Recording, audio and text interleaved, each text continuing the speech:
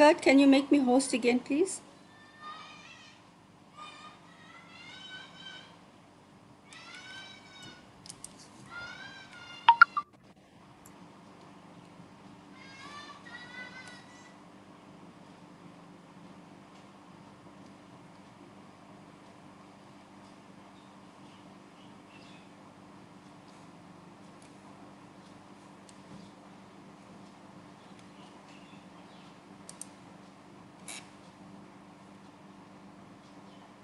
A very warm South African welcome to the International Colloquium on revisioning the knowledge life cycle from an indigenous knowledge systems perspective, that being the integration of knowledge production, management, and protection in social practices and processes.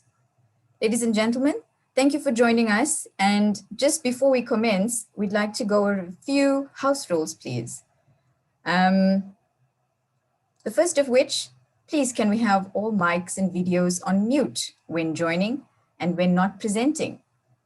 Can all the panelists perhaps that are not presenting today to please place all mics and videos on mute? Please note if there are any connectivity issues that you are encountering, please try closing your video and continue with your audio.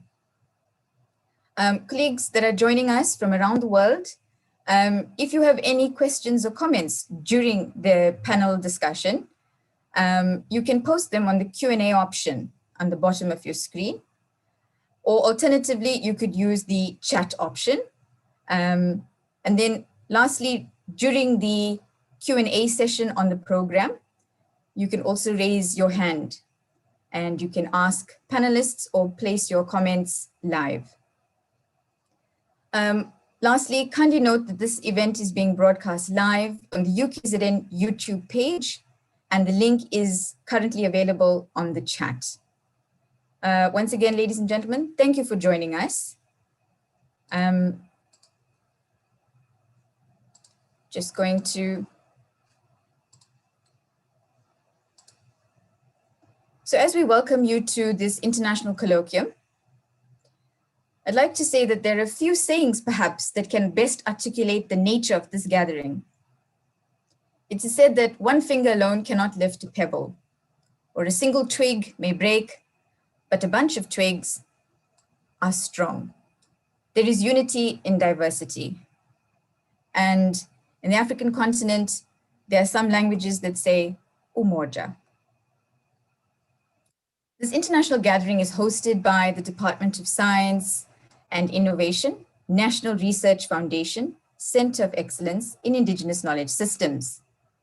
The CIKS is the consortium of 5 higher education institutions in South Africa, namely the University of KwaZulu-Natal as the hub, the Northwest University, University of Limpopo, University of Venda, and University of South Africa.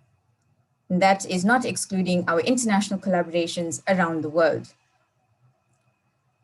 In the context of today's engagements, we'd like to highlight some of the key concepts that the CIKS advances, and that is excellence through relevance and the complementarity and democracy of knowledge systems, including the holistic and multidisciplinary nature of IKS. Today, you will note that the gathering includes knowledge managers and practitioners from across cultures and regions who will share their knowledge and experience from diverse disciplines of competence or areas of interest. And they'll also display or exemplify how as a collective, we can revision the knowledge life cycle from an IKS perspective.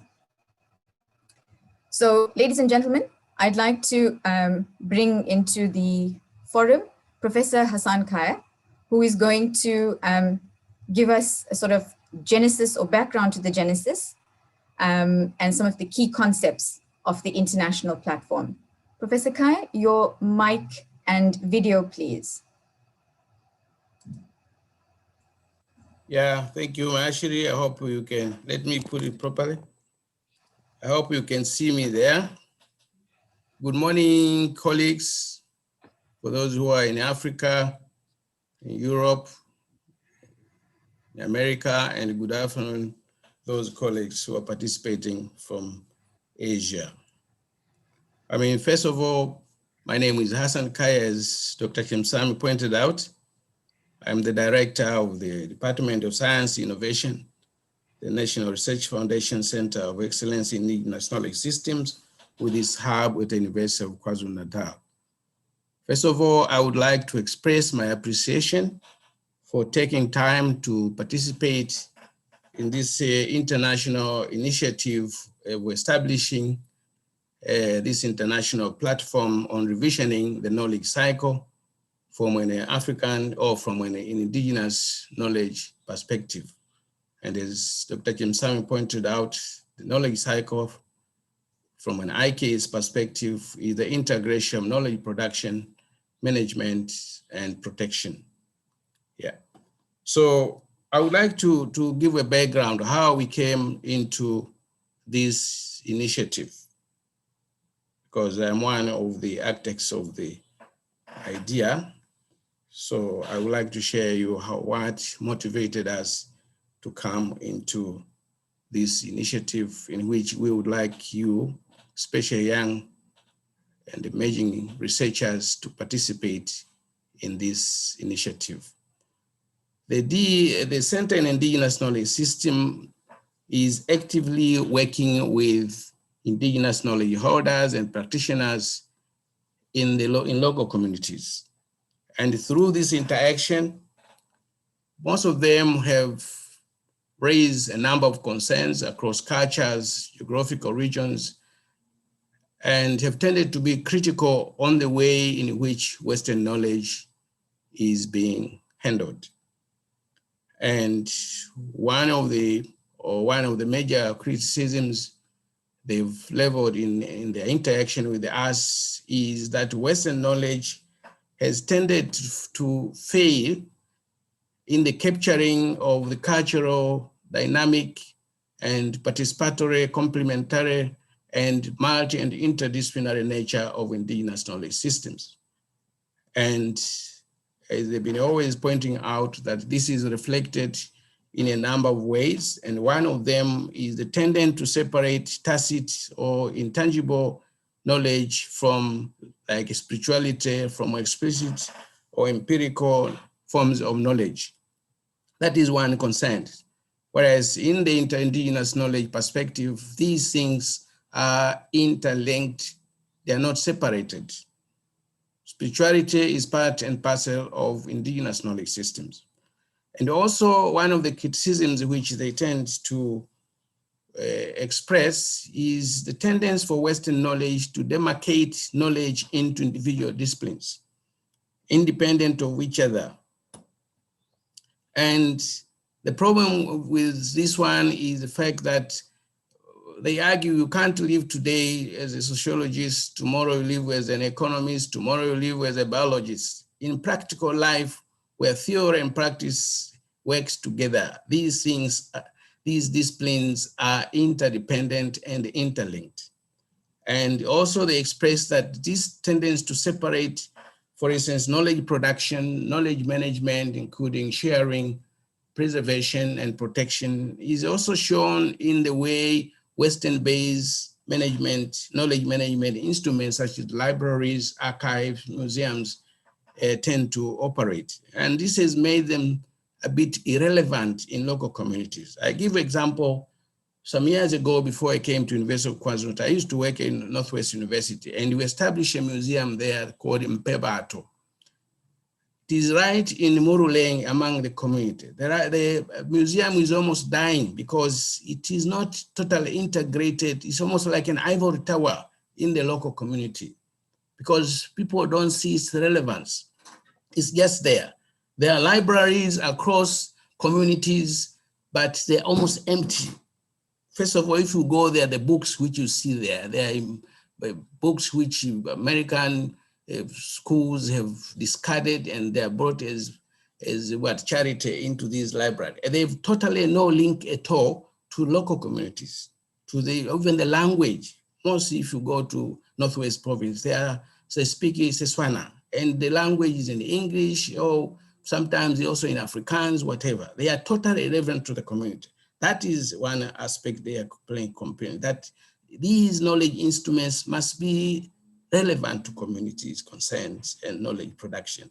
And also, Western knowledge tends to look at knowledge as merely a humanistic phenomena rather than a product of the relation between humans and the environment. There is a symbiotic relationship in African indigenous knowledge cycle whereby human social cultural activities are part and parcel of the natural environment. There is no disjuncture between nature and humanity, including the spiritual. So that is some of the concerns on which this knowledge cycle, this initiative wants to mitigate. And that's why we came with an idea of creating a platform of revisioning the knowledge cycle from an IKS perspective. Can you put the next slide, Mashiri? Hello, Mashiri. Yeah, so there has been a kind of, because as I said, we work with indigenous knowledge holders and practitioners from across the world, Asia, in Africa here, in Europe.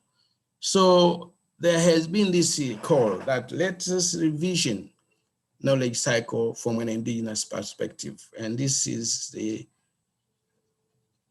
why we came with this initiative of creating this platform, which is international and which will ensure that all knowledge holders and practitioners should take cognizance of the fundamental divergence between indigenous and Western knowledge systems and open up space for revisioning of popular conceptions of knowledge, the way knowledge is produced, managed, and protected. Those Western knowledge instruments like archives, museums, libraries should find their relevance in local communities. They should not just be ivory towers there to wait for people to deposit knowledge. They should be actively engaged. We have a kind of an initiative in our center here where we bring the laboratory into the community and the community into the lab.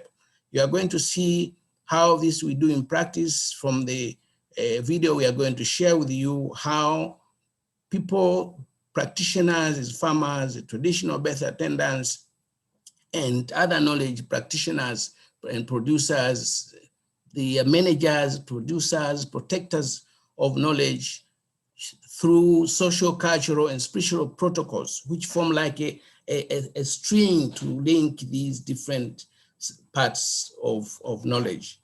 And this should contribute to the global pool of knowledge on its own terms and search sustainable solution to global challenges, including the pandemic we are facing now and also issues of climate change.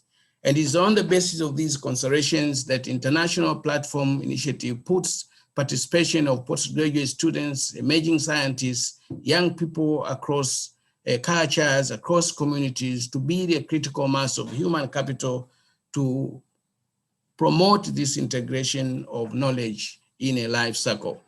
And this will involve the researchers and knowledge brokers, networking of all sections of society across cultures and regions. Can you continue, Ashley?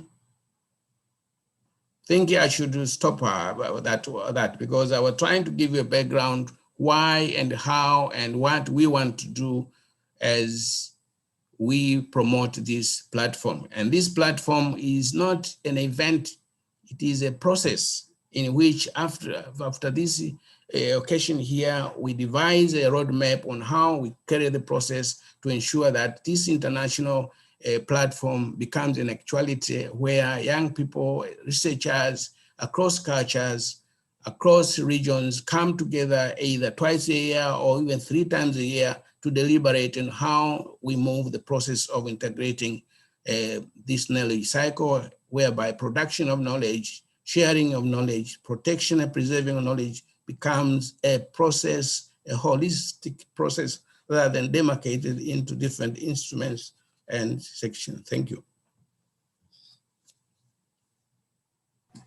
Thank you very much, Professor Kaya. Again, I think from that sort of presentation, we're getting an understanding that perhaps one of the guiding principles or pillars of this initiative is that there must be cultural agency. Cultural agency is therefore foundational in the building of such a, or in the revisioning of the knowledge life cycle. And I think the question we're going to continuously ask ourselves during the course of the 2 days, ladies and gentlemen, is how and what when it comes to this revisioning process. How do we shift the paradigm and towards a more dynamic, holistic, and fairly integrated knowledge life cycle? And perhaps as a visual representation for those of us that are joining from the what we call barefoot professors, I think we'd like to see something in action, some sort of example. So perhaps we've chosen the social practice of the agricultural value chain, our bread and butter, the thing that ensures our food and nutrition security. So we have communities all around the world, definitely involved in the agricultural value chain, and an IKS-based one in that. So our next point on the program is basically a visual representation of the IKS-based knowledge life cycle concept.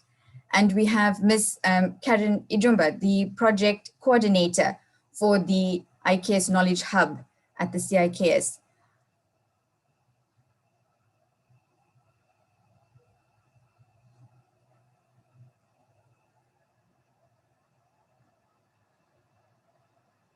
Karen, have we shared with sound?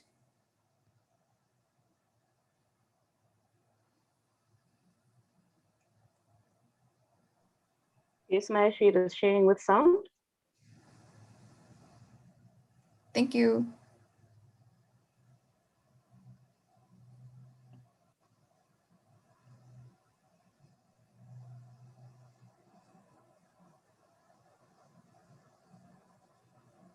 Indigenous farming communities from diverse cultures and processes integrate ecological, socio-cultural, economic, and political dimensions in the different farming stages, processes, and practices in terms of crop production, harvesting, and post-harvest practices, including transport, storage, processing, marketing, and consumption. The holism, interdependence, and complementarity of the IKS-based agricultural value chain also demonstrate the symbiotic and integrated nature of the knowledge life cycle, as shown in the following agricultural stages, social practices, and processing.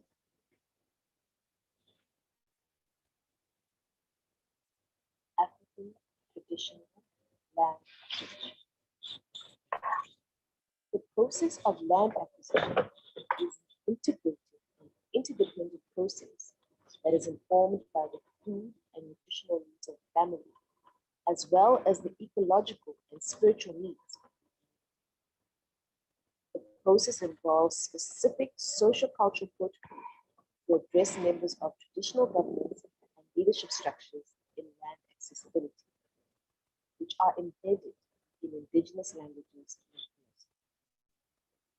The knowledge, skills, and responsibilities among the different genders, age groups, social and marital statuses within the family and community are produced, shared, and protected by culturally specific social, cultural, and governance structures.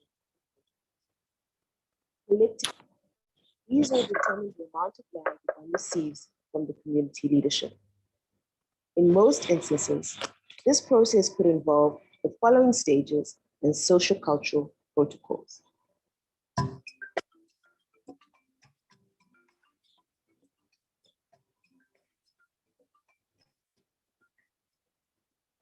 The mother or female head of the household leaves the family or the Induna's residence to discuss the matter of land acquisition. In the process of leaving the household, she ensures that the needs of the household are taken care of by giving family responsibilities to the remaining older members of the family. On the way to the Induna, she engages with other community members to share on matters of the family's well-being and to gather information and advice on the appropriate social-cultural protocols of discussing land acquisition issues with the Induna. Upon arrival at the Nduna's gate, she asks the gatekeeper whether the Nduna is available and whether she can be granted permission to see him. The gatekeeper then ushers her to a waiting place, and in the process of waiting, she greets the residents of the Nduna's compound.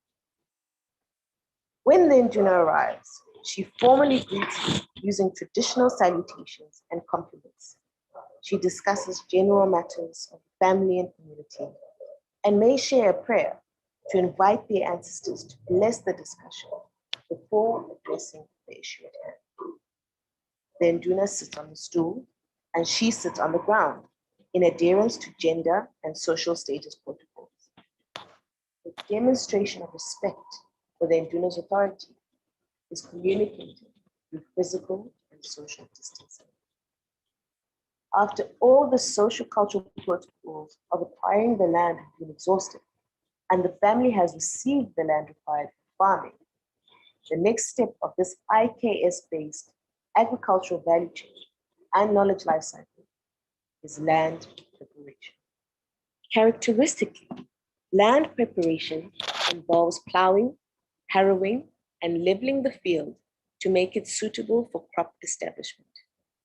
The practice and process releases nutrients to the soil, destroys or reduces weeds and ant nests, improves the soil and plant contact, and reduces the incidence of pests and disease infestations. However, from an African indigenous perspective, land preparation is a complex, holistic process involving interdependent and integrated ecological, sociocultural, and spiritual protocols and practices. This also includes the understanding that well-prepared fields control weeds, recycle plant nutrients, and provides a soft soil mass for transplanting seedlings and a suitable soil surface for direct seeding and seedling establishment. African indigenous farmers also understand the significance of complementarity of knowledge systems to adapt and mitigate against food and nutrition insecurity and poverty, which are on the rise due to climate change, environmental degradation, and biodiversity loss. Therefore, they are increasingly taking cognizance of the importance of interfacing their IKS-based agricultural knowledge life cycles with other knowledge, innovation, and technology systems as a means to improve and increase productivity and to diversify products and services. This involves sharing knowledge, skills, and experiences between farmers, researchers, extension officers in the field, and the lab. For instance, farming communities are working with research and other multi-transdisciplinary institutions in the following areas.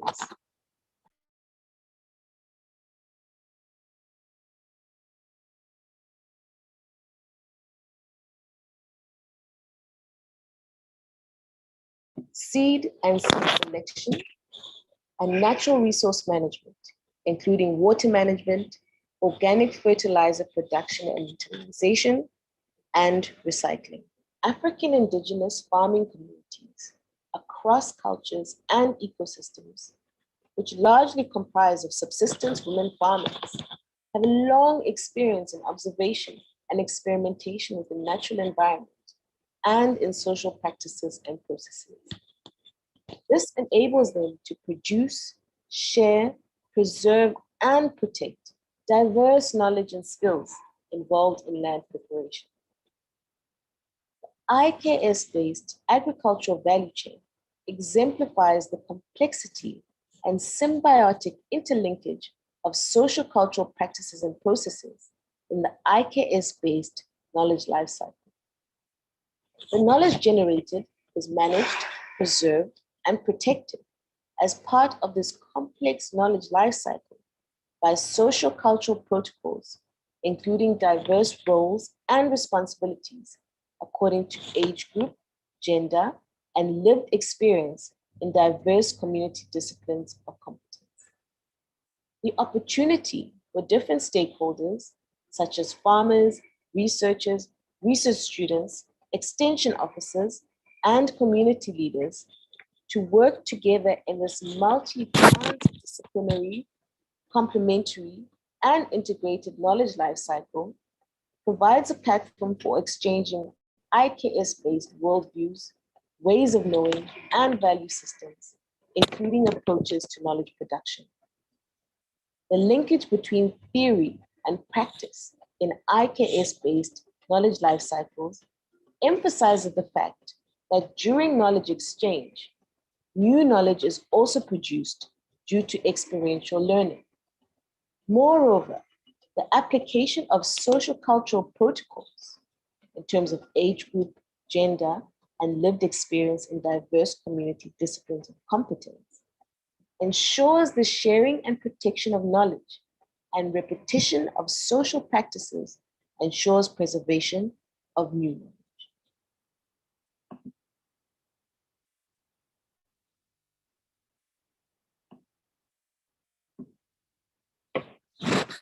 Good morning, colleagues.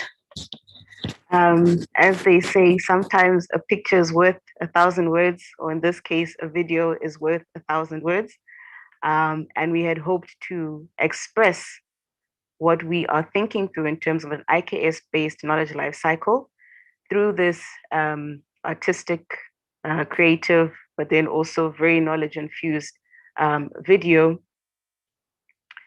And the key things that we wanted to highlight through that video is that, firstly, the IKS-based agricultural value chain is quite different to the Western agricultural value chain. So there's an identification of difference there. But then also the way in which the IKS-based knowledge life cycle is manifest through the IKS-based agricultural value chain. And the things that we really wanted to highlight were, firstly, that the processes within the IKS-based agricultural value chain are integrated. And that's not something that we generally see within a Western agricultural value chain. The second aspect of that is, as we follow that chain, we can identify, firstly, key features that make an IKS-based knowledge life cycle quite different. And these are that the knowledge is holistic, it's multi-transdisciplinary, and it's communal. But also the mechanisms that we use to curate that knowledge, where we traditionally use the term manage, but to curate it can be seen through social cultural protocols as well as spiritual protocols. And the responsibilities and roles of curating that knowledge as well can be seen and divided up in terms of age group, gender, and social and marital statuses. So we just wanted to give you a visual example of what we're speaking about when we say that when we speak about how knowledge works and lives in IKS, it is extremely different. And in understanding that, we need to manage it differently as well. So what are the ways in which we can do that better within and outside of Western knowledge management systems and spaces? I will hand back now to Dr. Chinsami.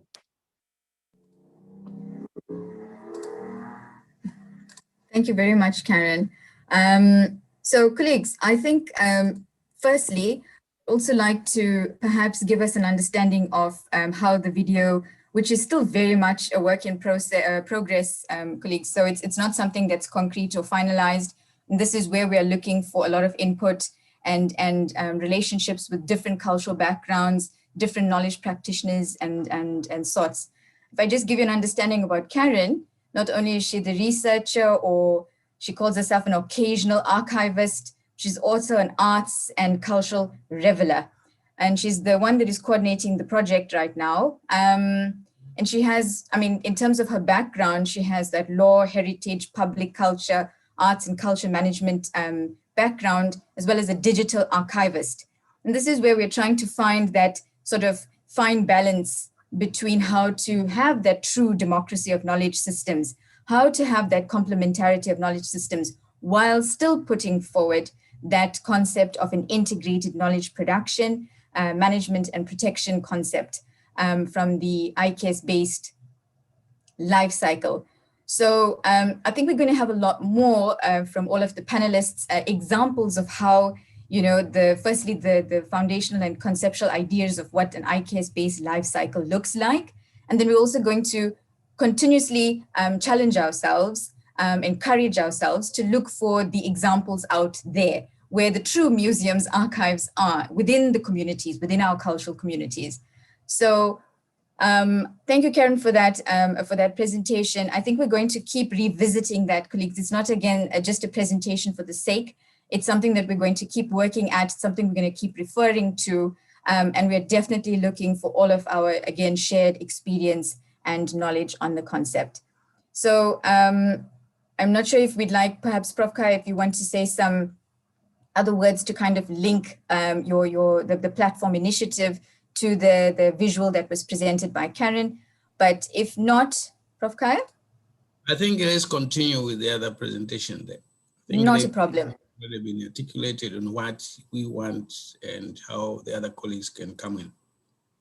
No problem, Prof. So again, we are keeping ourselves cognizant of some of the key criticisms that were leveled by a range of IK holders and practitioners from around the world as to how we are currently producing, managing, and protecting knowledge fairly separately. And there are some challenges in terms of how we're doing it currently in the conventional system. So I'm going to introduce Mr. Keithan Moore, who's the moderator for the next session, or for the first panel discussion. And as he brings himself up, I'm going to just give you a little bit of understanding of Mr. Moore here.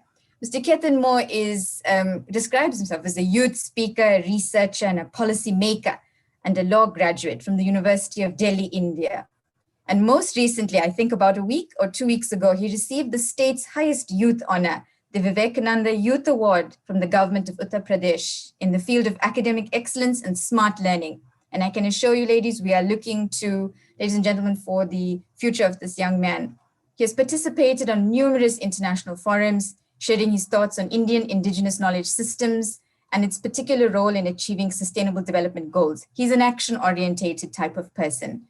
And his various writings in the different aspects of IKS have been published in a number of international and national journals. Mr. Keithan Moore, please welcome and wish you luck in your panel. Okay, thank you, Mayasri, for this lovely introduction. So let me begin with these, but I think like my voice is clear, I believe. So let me start with these 4 lines. Om Sangakacham Sambhaddham Sambho Manansi Janitam Deva Bhavam Yatha Purve Sajjanana Upasite, which mean, may you move in harmony, speak in one voice, let our mind be in agreement, just as the ancient gods shared their portion of sacrifices. With these words, I would like to welcome you all to our first panel discussion on the topic of epistemic disjuncture and harmonies. And we have with us Professor Unnati and Professor Muke and Kondo, who will be sharing and enlightening us on this topic. The objective of the panel is to draw out key issues and opportunities surrounding the integration of concept of knowledge in IKS and Western knowledge system. And I must say that in the post-pandemic world, indigenous knowledge system will be playing a key role in framing policies and a way of imparting education to our future generation. And this is the power of IKS, that a youth leader like me and many more in the future coming generation will be participating, will be discussing, and will be moderating these panel discussion with the IKS research holder. So in this session, we will be having 2 speakers who will be speaking for 15 minutes each, and after that we will be having question and answer round. And if you have questions, then you can send it to the Q&A box on your Zoom panel. So after the speaker will speak, then we can take the questions. So without wasting much time, let me take honor to introduce to you, all of you, Professor Unnati Kolonasi, who believe in action rather than just words. From her early career, she has grown passion and commitment towards research and community engagement that prove to work towards preserving local knowledge, solving real life problems, and enhancing the well-being and quality of life for all. She is currently employed by University of Zululand and a research fellow at the University of KwaZulu-Natal. I welcome you, Professor. Boost us with your energy, and you have a floor for 15 minutes. Thank you. Professor Unnati Bulanise. Good morning and to everyone, and thank you so much, Ketan, for introducing me to all the participants. I would like to say I am Ijwahagazi, Umdiga, Umazaleni. That is my clan name. This is who I'm known by my community as well as my family, Jwahagazi. Unfortunately, in the academic world, we don't allow to be identified as such, or maybe we don't push the boundaries enough to also be flexible to be called in any other name that is suitable to you.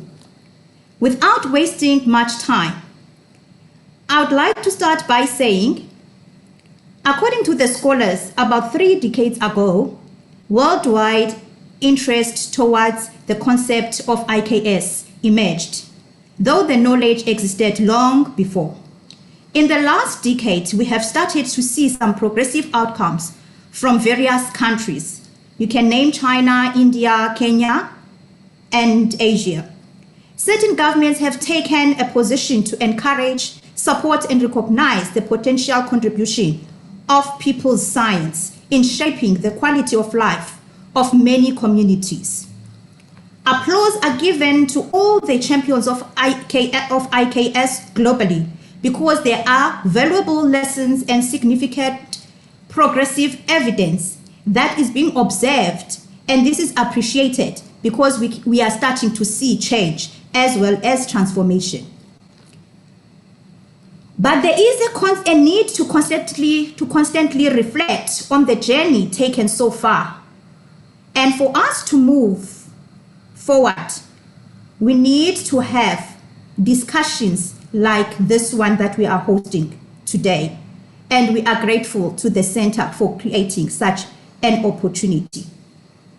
We all know that high intellectual debates and discussions have taken place, and they have brought us to celebrating these government policies and constitutional bills about IKS in many countries, and that actually takes us forward. Now the baton is left with us to identify champions who share a common understanding as well as interest about indigenous knowledge and its systems. We need to pave a way and optimize the understanding and the utilization of indigenous knowledge systems as key contributors to livelihoods as well as sustainable development. The question at hand is, how do we steer the ship forward? Then I say, the best step forward would be to base the steps on the path that has been drawn, told, and walked on by many scholars over the years. There is no need for us to reinvent the wheel.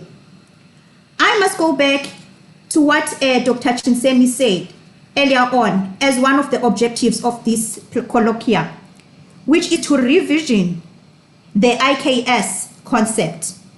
For me, I strongly believe that we need to look back and identify certain key factors that can take us forward.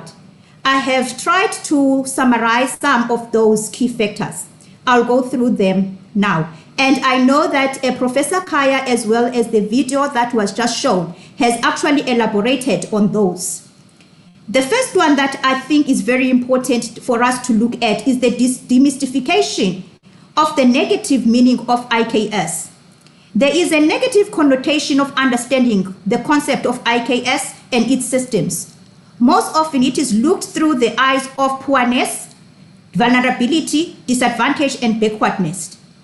This frame of mind introduces discourse that encourages this skepticism and thus discourages the younger generation from being associated with it as one of the knowledge that exists and as science.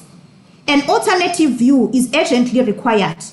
There is a need to think of remedial measures to shift and transform this way of viewing indigenous knowledge. We need to reflect and find this knowledge valuable as it is. Secondly, we need to establish a commonly shared understanding of the IKS as a concept. Looking at the various definitions of IKS, there are core fundamental commonalities that we can actually try to build our own common definition.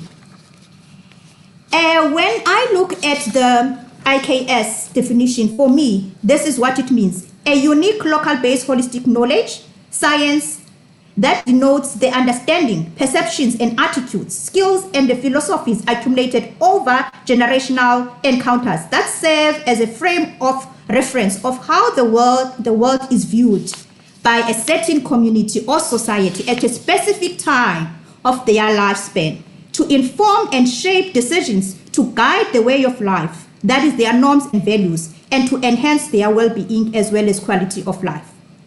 To a certain extent, most people claim to understand IKS, but the real question is that, do we truly comprehend the indigenous knowledge? Do we understand its true nature, principles, and the purpose? Therefore, the synergies identified in the definitions compose the principles underpinning the definition of indigenous knowledge. And these include the emphasis on core knowledge creation and core sharing. These principles need to be better understood and well mirrored by the IK projects and their implementation processes. Inadequate comprehension and lack of clear purpose pose a threat on how to develop and nurture the relations to ensure that the indigenous knowledge programs are designed and delivered to have a mutually beneficial outcome for all, and this can be measurable. Although IKS in nature allows for diversity, but its conceptualization should outline the understanding, interpretation in respective to context, the purpose and its delivery processes, as well as the modes that it has to be grounded on, so that we can better understand its philosophical underpinnings. So we need to establish if our engagements and involvement with the communities and the knowledge experts are contributing to a common purpose or not. Working in silos goes against the philosophy of indigenous knowledge systems. There is a need to reclaim this practice as part of indigenous knowledge conceptualization. Maybe we need to set a global agenda that is his own objectives, goals, and that can be measurable and that can be contributed to upon by all involved in this sphere. Thirdly, we need to appraise and embrace the dynamic and complex nature of IKS. I think this has been elaborated on, but my point here is the IKS concept is dynamic and complex because the coexistence is founded on investing on human and social capital with less prioritization to economic dimensions. The IKS paradigm is characterized by working in harmony and sharing. It's about social justice, being truthful. It's about prevention, and it's also about the protection, just to mention a few. So the paradigm of indigenous knowledge is framed to work as a system, not as individuals. We need, therefore, to set up a monitoring and tracking systems composed of the following verification components. Understand the appropriate knowledge. We need to see if our projects and activities are bringing transformation. We need to identify whether the processes that were used are original or if maybe there is an integration What was the original? How have we actually come up to the integration? And this should be clear. And we need to also have an impact, and this impact should be mutual, and we need to reflect. And all the knowledge creators, they need to actually do this as part of building the indigenous knowledge concept. The fourth one is to put the core knowledge producers first. I am happy and I know that the center itself actually is doing very well in recognizing the core knowledge producers. Most often, we bring the knowledge expert into the colloquiums, the seminars, exhibitions, to also open their mind. So I would like to commend the center for this wonderful job. But all in all, we know that currently the indigenous knowledge concept and processes are still trying to fit in and adhere to the Western-based knowledge principles, which are contradictory to indigenous knowledge. For example, there is a gap in the recognition of communities as co-creators of knowledge and practices that are being carried out. There's a tendency to lead to a one-way beneficial partnership. And we often see that, especially in research, because we go to the communities, we take information, I'll say we take information and we sort of cover it by saying we use certain methodologies and approaches, while we know that we are just stealing information from the communities, because after that, we never go back and actually give feedback, even acknowledge those aspects that they have contributed into our own research. So such mindset and behavioral practices perpetuate the perceptions of supremacy, that Western-based knowledge is superior to indigenous knowledge. And how can that be when IKS indigenous knowledge has existed for many years before the Western knowledge was even conceived? We need to enforce systems that will normalize equal inclusion of knowledge holders as real scientists and experts in the field. And collaboration between higher learning institutions, NGOs, and other indigenous knowledge support organizations need to work together to develop a framework that can actually achieve this activity.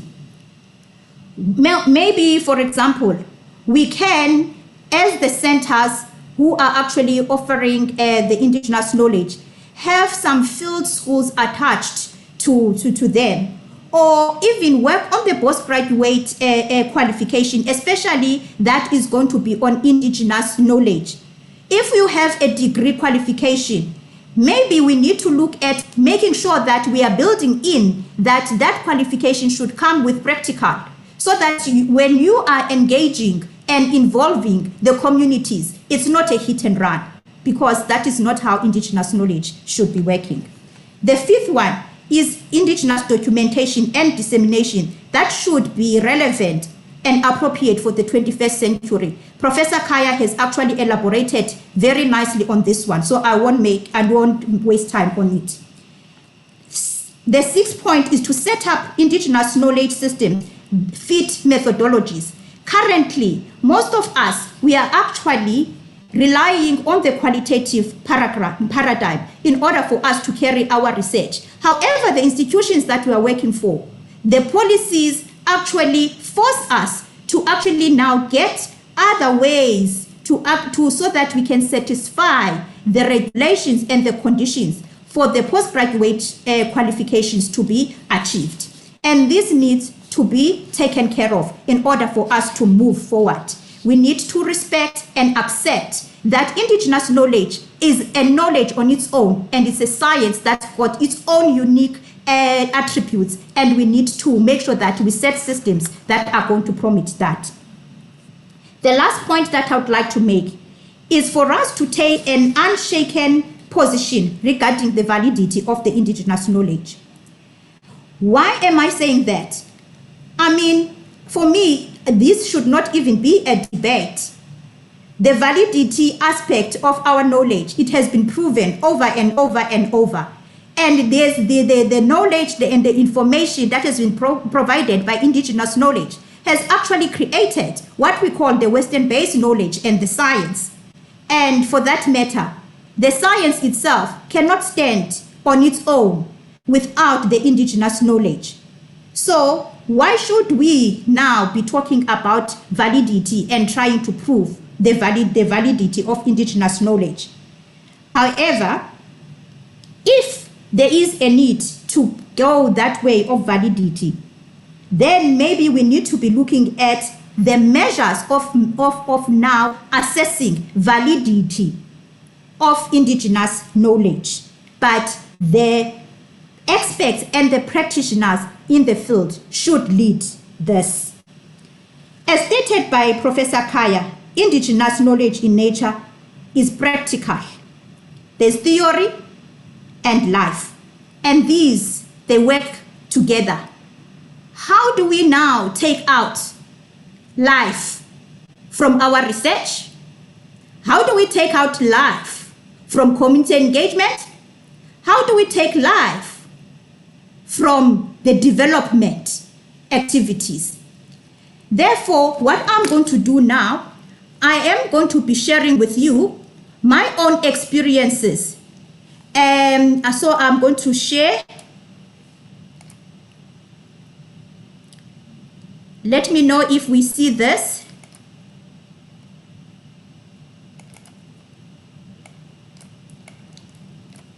Are we good? Yes. Yes. As we can see. Thank you very much. Without wasting time, I am going to be sharing with you my own struggles and towards taking a rightful position of indigenous knowledge in my own institution.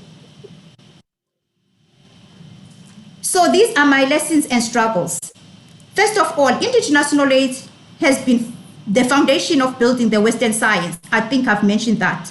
But the models of knowledge acquisition and their processes, as well as utilization, dissemination, the training, are perpetuating and sidelining the truthfulness of indigenous knowledge.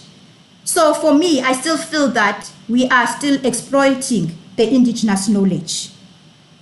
And for that, for us to move forward to build the indigenous knowledge life cycle, we need to acknowledge and recognize that. So what have I done? So what I've started to do is to integrate indigenous knowledge as part of the curriculum. In my department, this is what I've done, is to make sure that we infuse components as a start of indigenous knowledge into our teaching and learning, community engagement, as well as research as innovation. As you would see there, we've got our niche areas, which is interfacing modern processes with indigenous food systems, food and security and livelihoods, indigenous knowledge production, management and protection, as well as making use of service learning through teaching and learning. And our main purpose is to promote local food utilization, and we also need to enhance the right to food so that we can reduce the hunger, and we need to recognize indigenous knowledge as science. And for us to actually do so, we need to start by introducing it to class. So that's what we've done in my department. So in that table, you will see the different categories that we have packaged this into, and then we have now some kind of small activities that are attached to each niche area that is addressing indigenous knowledge. Secondly, as a link to those niche areas, we create new knowledge together with the experts, and we interface the indigenous and modern knowledge. And this is the process that we are going through. First of all, we engage the knowledge holders on maybe what they know, the smallholder farmers or the food producers and developers. So we engage them. We bring them to the university and we interact with them, and they share knowledge with the students. We do some reflections, and then we identify if there's a need to actually do some kind of training before we can actually get into research.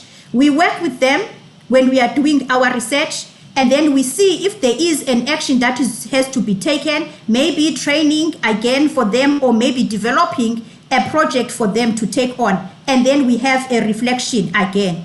We also bear in mind that there are these important components: knowledge production, which we think we are working on and we are comfortable, but our main challenge are on intellectual property rights, knowledge use, and management. As we are, because we work with food, when we have already developed the food products, now we are faced with the challenge of food labeling has lots of regulations and requirements, and the language spoken there is English. So we still need to navigate how we can actually make this relevant to our people. And when we also embark on research that are on food production, then the methodologies, they force us to actually go to the Western-based science, which is a challenge. And the intellectual property is still a big concept that we need to unpack and work on, because the knowledge in the indigenous knowledge is shared. Then I'm showing you that we fill the knowledge gaps together. Like Professor Kaya said, they actually encourage us to bring the knowledge holders to colloquiums. So this is where it starts. They start in our own kitchen, and then you see the elderly there and the student sharing knowledge and talking to each other. We Professor, create wealth. if you Yes. can conclude, we All have a right. limited Okay. time. Thank you so much. All right. Thank you. Okay. We also try to create wealth together, because we said previously, when we were looking at the IKS, it did not have much of focus on profit making. But we find that for when we go to the indigenous communities, livelihoods and food security is one and the same concept. That is why we are pushing it. So maybe as a closing, what I will do, I'll just maybe show you another last project that we're working on, which is the mobile app technology that focused that was meant to come up with forecasting so that we can improve agricultural production. As you can see there, the aim was to document the commonly used indigenous practices to actually now look at to predict the weather changing patterns. And we found that there was no difference between the way in which the Western-based knowledge was assessing and coming up with the indicators to actually forecast weather, as well as the indigenous. However, with the indigenous knowledge, there was a gap. We realized that some of the indicators were actually disappearing because of climate variation. Therefore, we needed to actually come together, Western-based knowledge as well as the indigenous knowledge, so that we can integrate them so that the farmers do not suffer. So we came up with a mobile app that actually served the communities. So I think I will stop there, and if there is time, maybe later I can share more. Thank you so much. Yes, thank you. Thank you so much, Professor Nati Polanisi, for sharing your experience with us. You already have covered so many important issues which really we need to be discussed, and we will be discussing after our second panelist will speak. Like the issue regarding the academic, the non-recognition in the academic world, the supremacy of Western education, like who did this. So these are the issues which need to be debated, and we will be discussing with you in the Q&A session.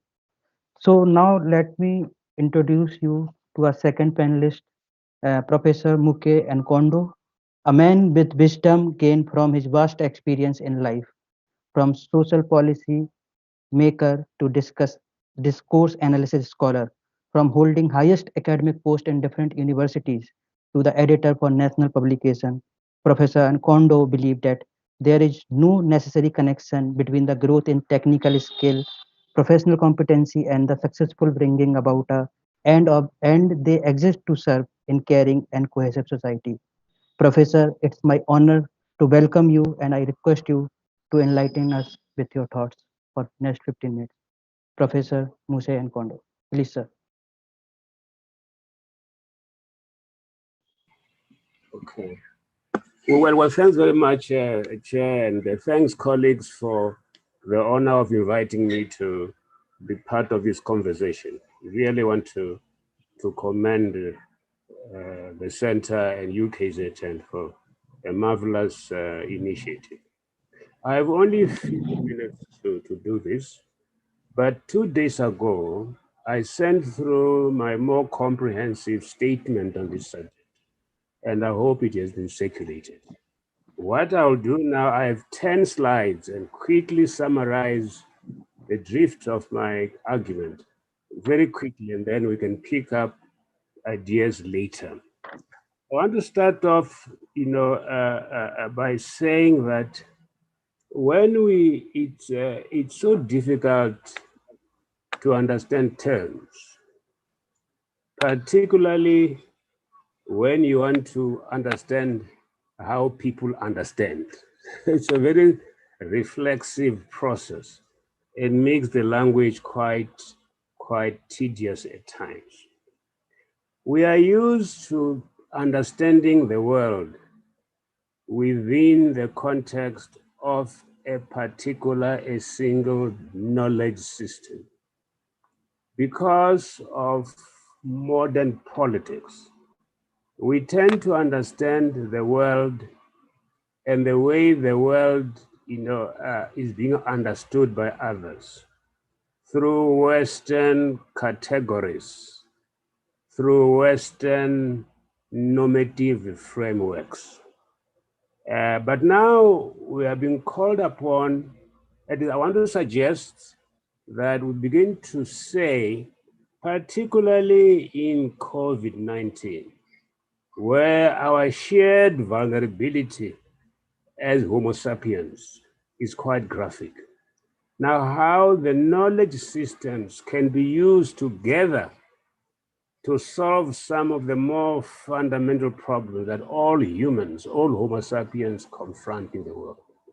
So it is that interaction, that interface between knowledge systems and how practically we can mobilize all their capabilities to enhance our capacity to solve real problems. That is my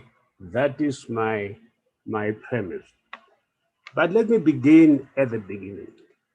When you deal with knowledge, any knowledge system, but particularly when you deal with interaction between various knowledge systems, there are three kinds of difficulty that we confront, particularly when the conversation is conducted through a foreign language. There are three kinds of difficulty. The first difficulty is unfamiliar words, things like epistemology, things like interepistemicism, and so on and so on. Okay, the words become unfamiliar. So that's the first kind of difficulty. The second kind, as you all know, you're scholars, that every discipline, as it develops, it invents its own concepts, its own terms. There's what is called technical difficulty, that there are certain words, certain concepts with restricted meanings, restricted to a particular discipline or field of study. Then there's a third one that is most complex, and what I call intrinsic difficulty. Christians will know that it's very difficult to understand the concept, the oneness of three things. It's extremely difficult. It's not technical, it's not unfamiliar, it is just intricately difficult. That the difficulty inheres in the idea itself. Interepistemic epistemology has that kind of difficulty. How the mind knows, and as it knows how it knows. It becomes very self-conscious, very reflective. It gets worse as it tries to know itself knowing, it does understand how other people know themselves and know it. So it's a very complex cognitive area. So I think it's important that those three kinds. If you look at slide one, let's just go to slide one, please, if you don't mind. So slide one. Let's go to slide one. Hello? Let's go to slide one, please. Slide one. Hello? I Hello? think Professor, we have a PDF file with us with your paper. Can you go to slide one, please? Technical Can you team, pick up can you? the slide one, please? Yeah? No. Okay.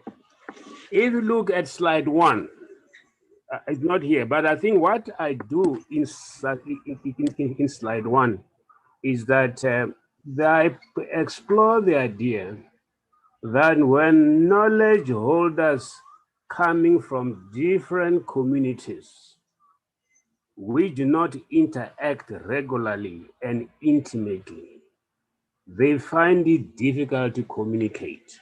That's the first idea. Two, but when they find themselves having to communicate with each other, difficulty occurs. It's more difficult when the communication is across different cultures, different noise systems. Three, these forced interactions, forced by history, forced by economics, forced by traumas in nature. These forced interactions are a function of history, changes in place over time. And we're dealing with that phenomenon in history. COVID-19 is an immediately relevant example. The global crisis forces all of us to communicate with each other. It is not a choice, it is a human need now.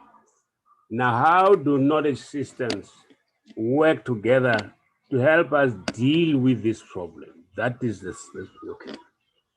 Understanding how they interact is complex, meaning it is hard or difficult to understand. It is difficult enough to understand how the mind works within a particular noise system. It is more difficult how minds work together across different epistemic systems. It's more difficult. Okay. Slide two. Because we share a world or a globe, and COVID-19 demonstrates this, circumstances beyond our control compel us to interact and communicate with each other. That is the contemporary fact. In the process, we find out that the way we know the world differs. And we must then begin where similarities and difficulties lie, the forms they take. We must do that. So far, I'm sure all of us are aware, working in Indian epistemology, African epistemology, Arabic, Western, Caribbean. There are various systems. We find out that the world is an environment and the various knowledge systems are different in the forms they use to know, the forms they use to understand the world, and now to understand each other.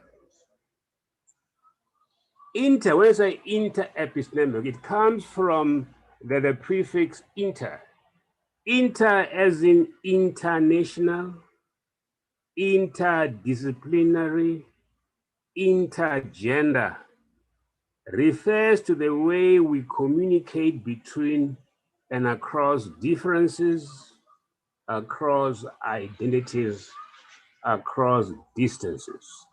It's an extremely complicated dynamic,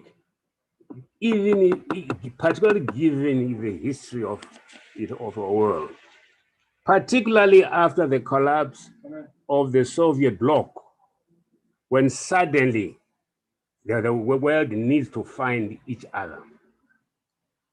This makes the difficulty intrinsic, hence I call it complex. Meaning that the human mind finds it difficult to piece together the various parts. Let me give you an example.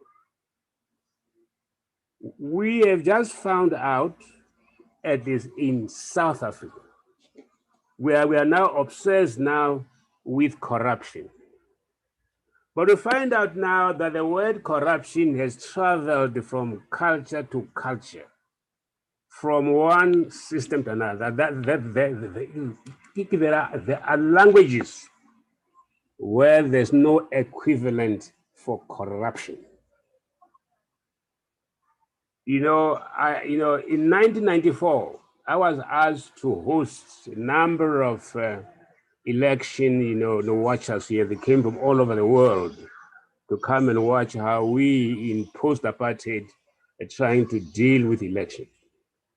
And I was hosting dignitaries from Europe, from Asia, from Africa, from the Caribbean. And I was talking about what concerned that new as we were to democracy, about corruption. And one very senior colleague of mine, I won't quote the country, said to me that you in South Africa are very strange. Why do you call it corruption? Where I come from, we call it an encouragement fee. There's no word for corruption. I'm just using this how words tell you where you are and how they travel from country to country in history. Drawing from environmental sciences, we refer to these as an ecosystem. Now, global COVID-19 has taught us that languages are part of each other because they are part of an ecosystem. And the only way they can deal with the existential trauma is to work together and share capabilities.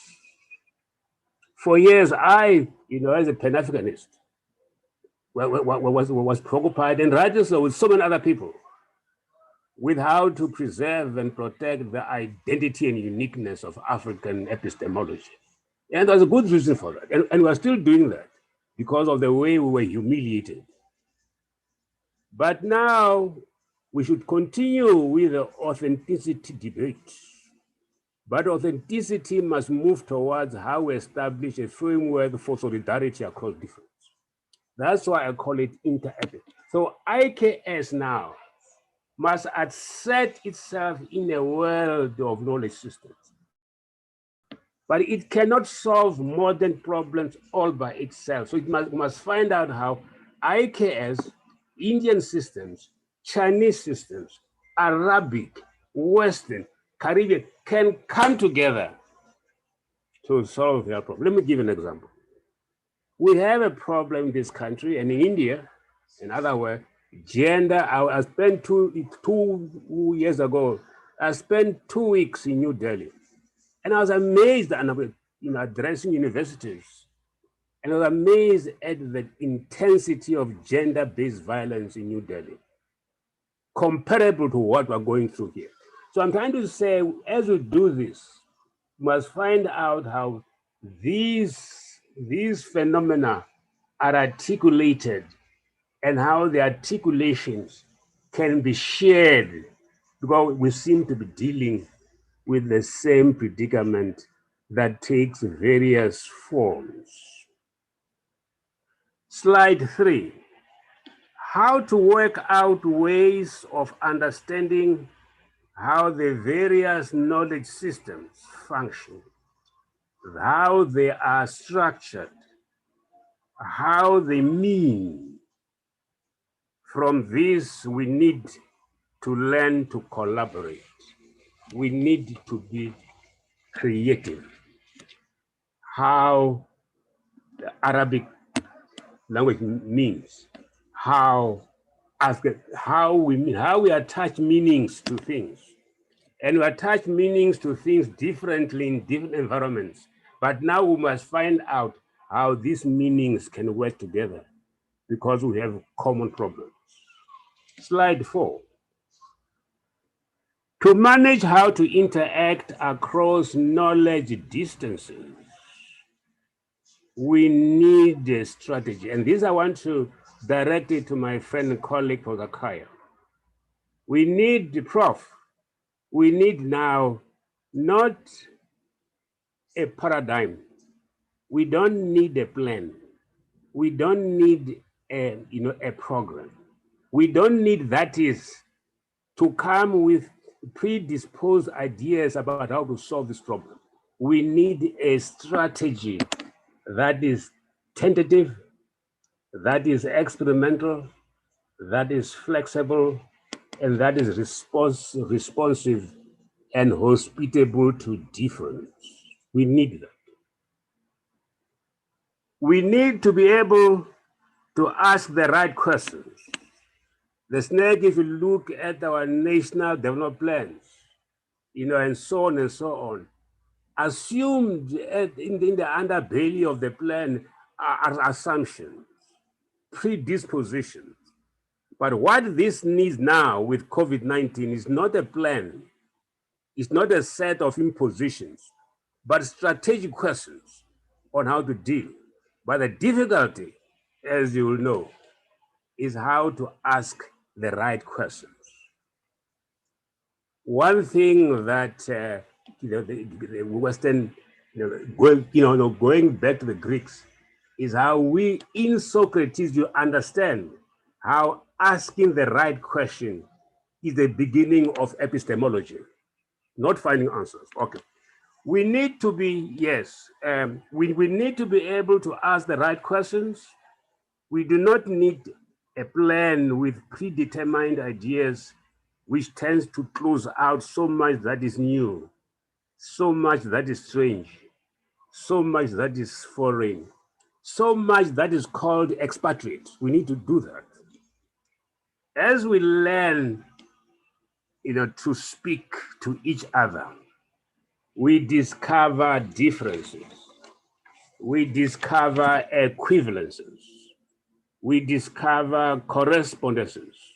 We discover in the process common cognitive processes, same ways of knowing and understanding, same ways of knowing how to know. Now we must find ways of how the next person understands how he or she knows. That's what makes language translatable. We find out that the differences are not fundamental, but the different languages can complement each other. I've been saying this to the center of the last 3 years now. And when we find out that they are complementary, not oppositional or antagonistic, we have recourse to more capabilities in solving wicked problems such as poverty, such as intergenerational unemployment, such as enduring inequality, such as gender-based violence, and such as xenophobia. Next slide. These were Western science and technology. Western knowledge got it all wrong, as the previous speaker suggested. Instead of understanding African, Asian, Indian, Arabic, Chinese, instead of understanding these knowledge systems, they used power to impose on the world their own categories their own normative frameworks on how to be in the world.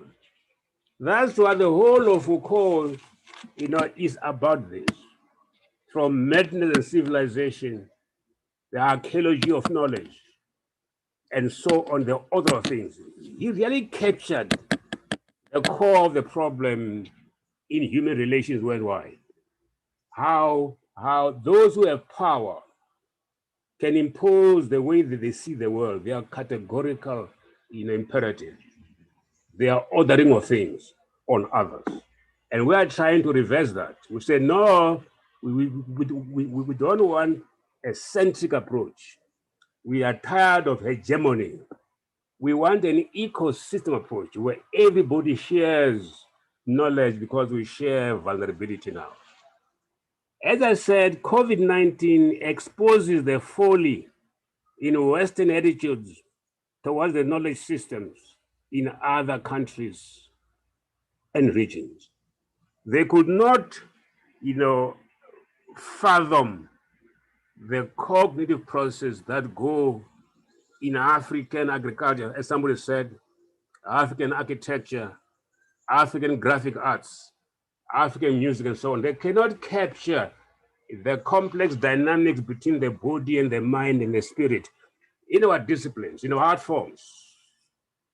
Now here, inter-epistemic epistemology kicks in. How to know how other knowledge systems know the world. The most practical way of doing this is to test the capabilities in each system in dealing with real problems. What got, we used to go around Africa, with the Hotondonji and other people.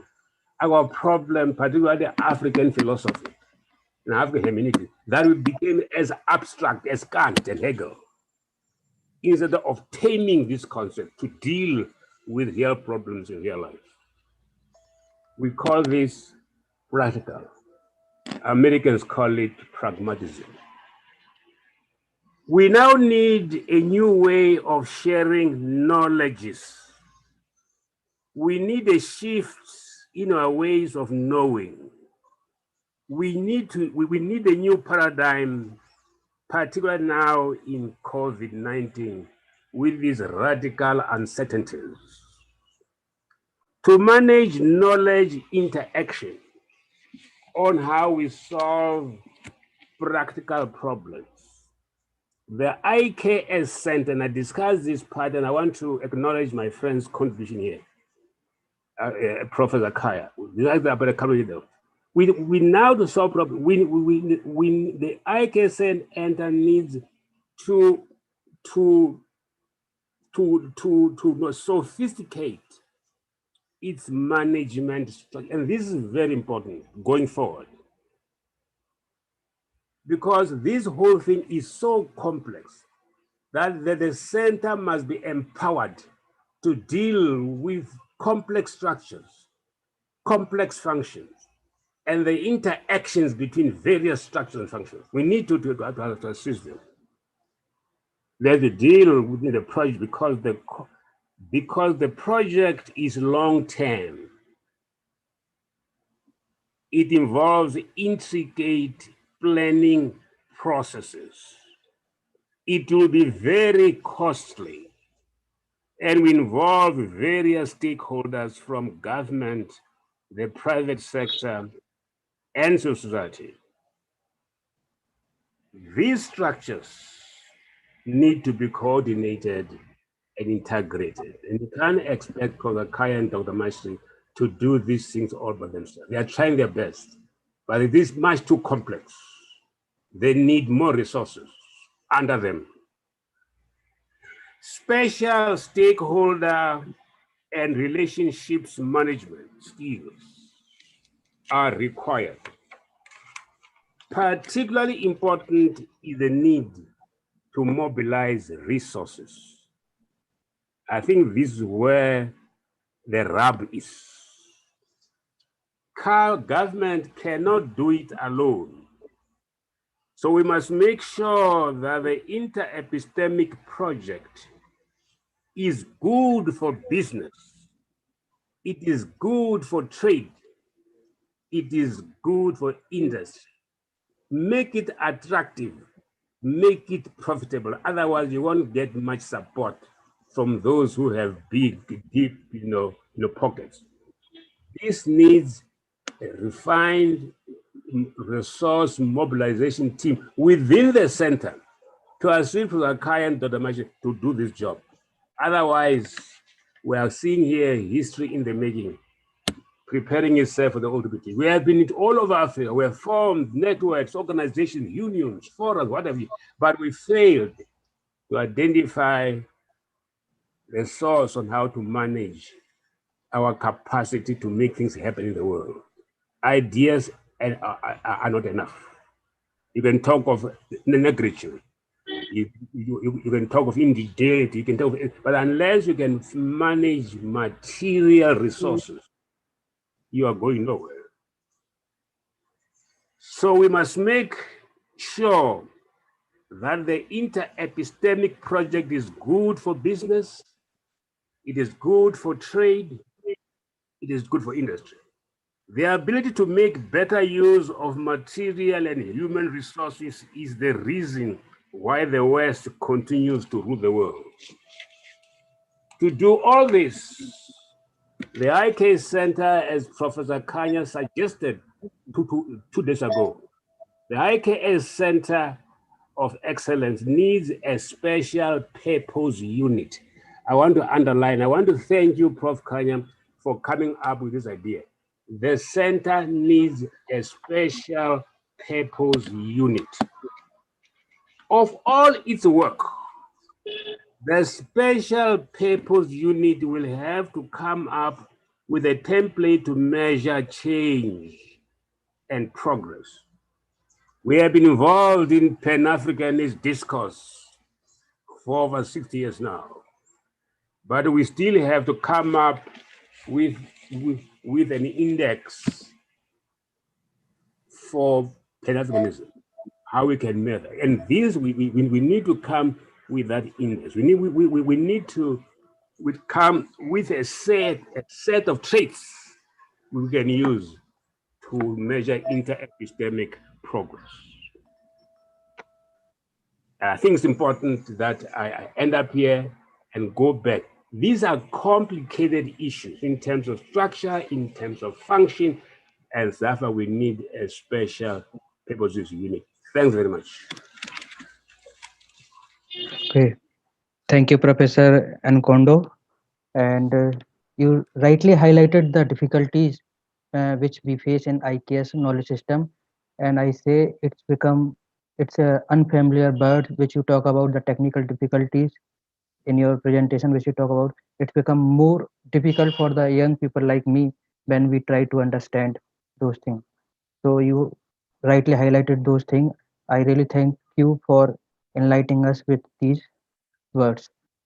So with this, we now come to our question and answer session.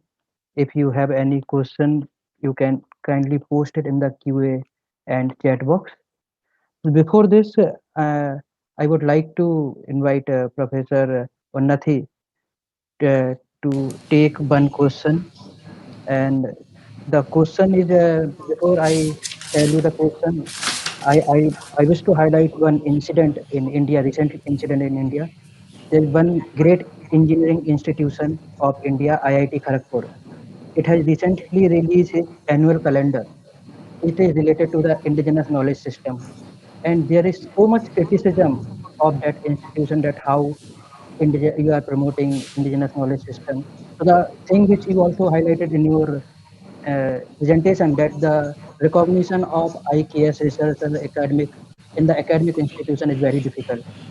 So if you can highlight those further those points, and also there's a question of Professor Maheshwari which she would like to ask you that how how do we from an IKS perspective mobilize the shift towards revisioning of a dynamic, holistic, and integrated knowledge life circle, Professor Nath.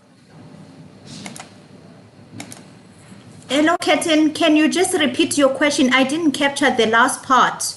I understood that there is a new calendar that has been developed by India, and I didn't capture the last part. What about it? The last part which I asked about the question from the Professor Mayasri, where she is trying to ask how do we, from our IKS perspective, mobilize the shift towards revisioning of a dynamic, holistic, and integrated knowledge life script. Okay. All right. Thank you so much, Ketan.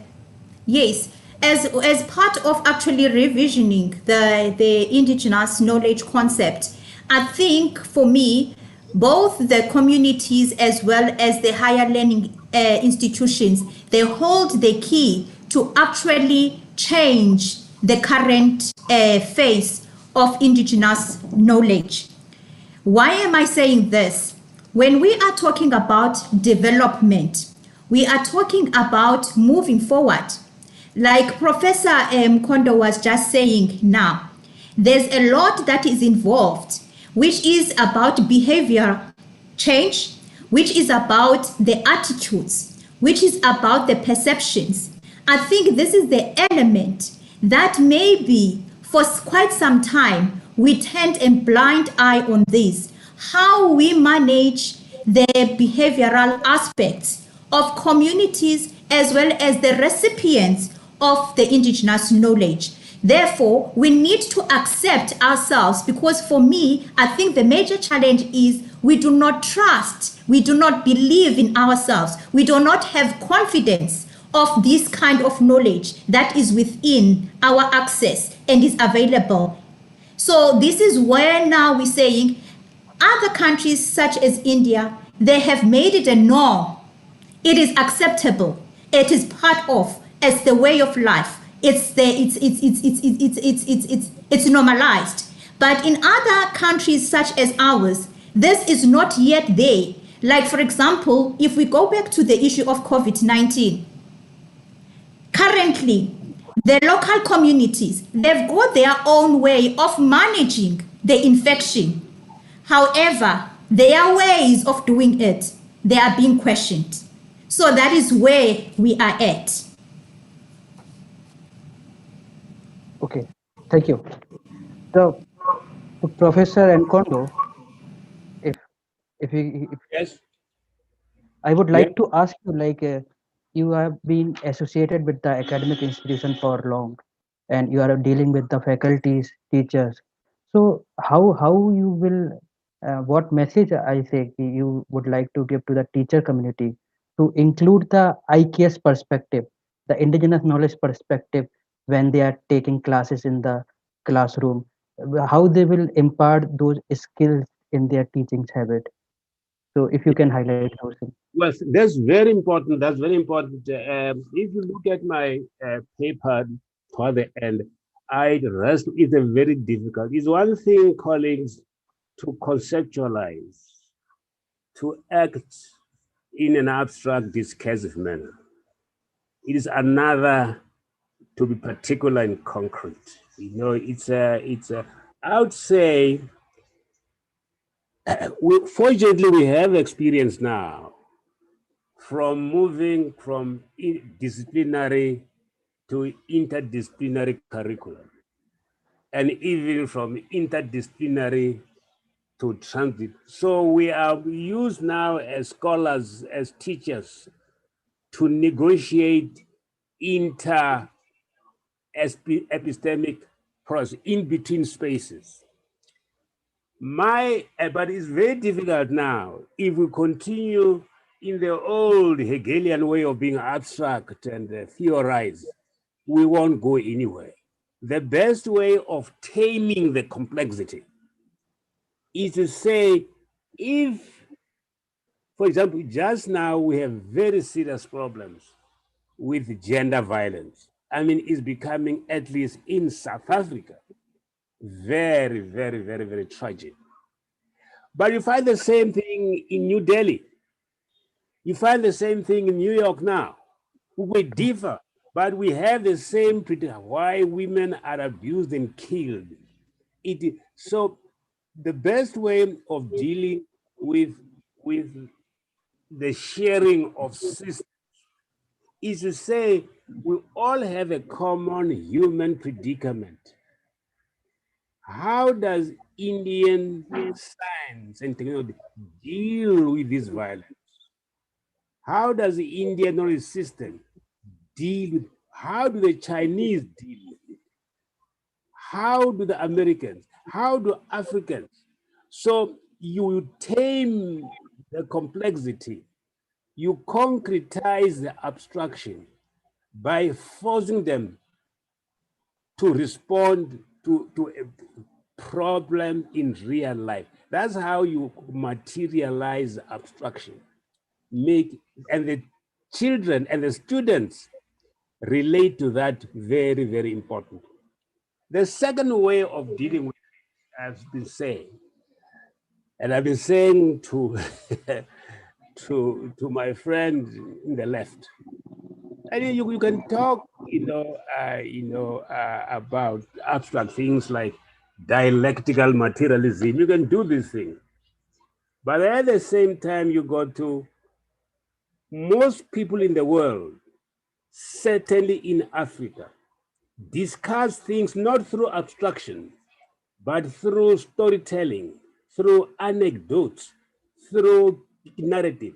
So when you get into a classroom, reduce conceptual frameworks into narrative form. That's the most natural and universal way of explaining, of understanding. So it has to do at the end with transforming our pedagogy, transforming our learning systems. That's important that we do that. And I think in that way, when you do that, you are forced to deal with the environment of each student, with the ecology of each system. And that's what I want to suggest. But it's complex, and I'm sure later we are going to continue within the sector to refine on this complexity. Thank you. Thank you. Thank you, Professor, for touching the main point which I would trying to highlight. And if my international colleagues who are joining us today, if they want to ask any question or make some comments or suggestion, kindly feel free to do so. If anyone.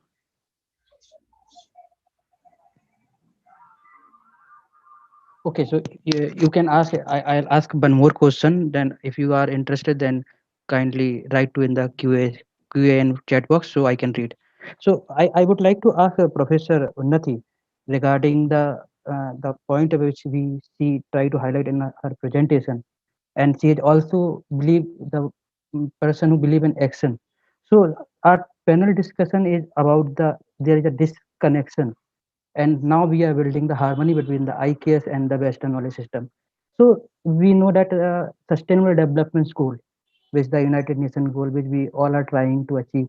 So how the IKS knowledge in the present time can help us in achieving those SDGs goal, if you can rightly highlight those things, Professor Yeah, Unnati. yeah, okay.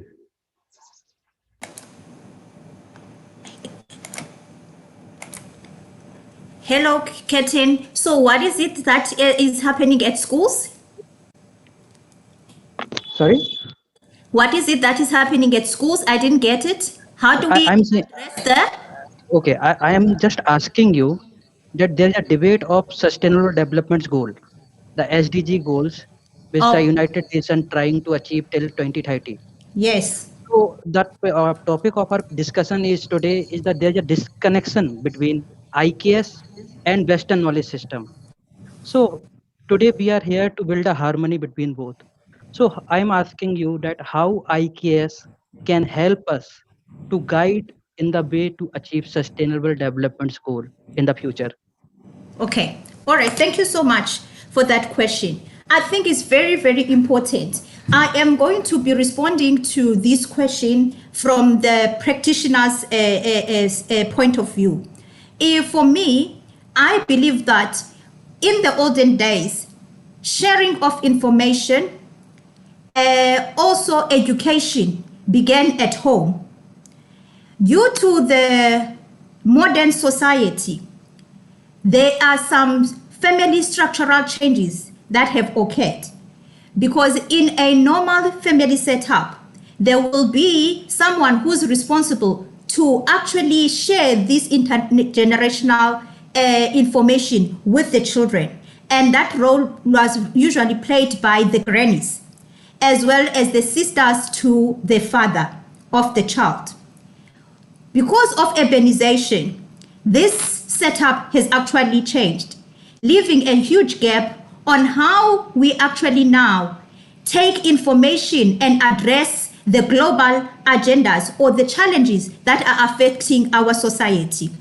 So for me, it would be, again, going back to saying, is it possible for our governments to actually now give this responsibility but provide the resources required to the centers such as the one that has invited us now, where we can actually make use of the postgraduate students. For me, I'm looking at practical solutions. We've got postgraduate students, we've got experiential learning as well as the service learning that is in our curriculum.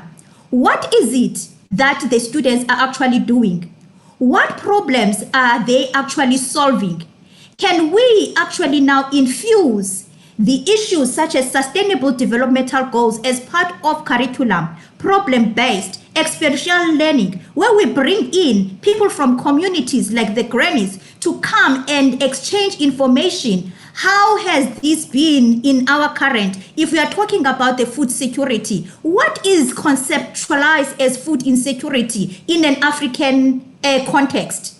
What is the perception or the understanding of food insecurity when we are looking in the Western perspective? When we are now going to be trying to address the issues of food insecurity or climate variation, and we say we need to involve our children at school level, we need to go back to the basics. For us, we need to create the system that is going to work for us. I think hiding from the fact that the Western system has posed this as a stumbling block is holding us back. For us, we need to invest in the children who are yet to come. I've got a 7-year-old son. His name is Nari. He asked me, what does Nari mean? Nari means a buffalo. And when he got the name buffalo, do you know what he did? He said, oh, okay, so it means a buffalo. He went straight to Google and to actually investigate, what does a buffalo actually represent? What are the attributes of the buffalo? So we need to instill that kind of curiosity. And then that is how we will be passing a baton. And that's how we will be investing in valuable indigenous knowledge systems. Yeah, thank you. Thank you so much. So there is a time limit and we are now heading towards to close this session. I would like to thank our panelists, Professor Unnati and Professor Nkondo, for sharing their experience with us and giving us deep insight about IKS and its practice in day-to-day life. So before I call Maya Siri, I would like to read these 4 lines for all of us because it will guide us in the future and in the IKS knowledge system. These are Sarve Bhavantu Sukhna, Sarve Santu Niramaya, Sarve Bhadrani Pashyantu, Ma Kaduk Bhavave, which mean may all be happy, all be free from disease, may everyone's life be auspicious, and no one became a partaker of sorrow. Thank you so much for joining us in this panel discussion. And I now call Mayasri to take from there. Thank you very much, Keithan. And, ladies and gentlemen, I must again commend Keithan and the panelists. I think Keithan also set the tone when he brought us into that session with a prayer. It just talks very much so or to the aspect of we are producing knowledge here, colleagues. We are learning how to manage it, how to protect it, and the level of, or the aspect of tacit, the spirituality is very much needed and required. I think even Prof. Nkonda touched it. There's a link between the mind, the body, and the spirit. So again, thank you so much for that panel session, Keithan. And it's not the end. We got a breakaway session at the end of the program today, which we will go into and explore and interrogate further. I now quickly call on our next presentation, which is sort of a visual interlude. It's a poem. Karen, you are helping us today to share the video by Khatija Higa. Karen, please can you share?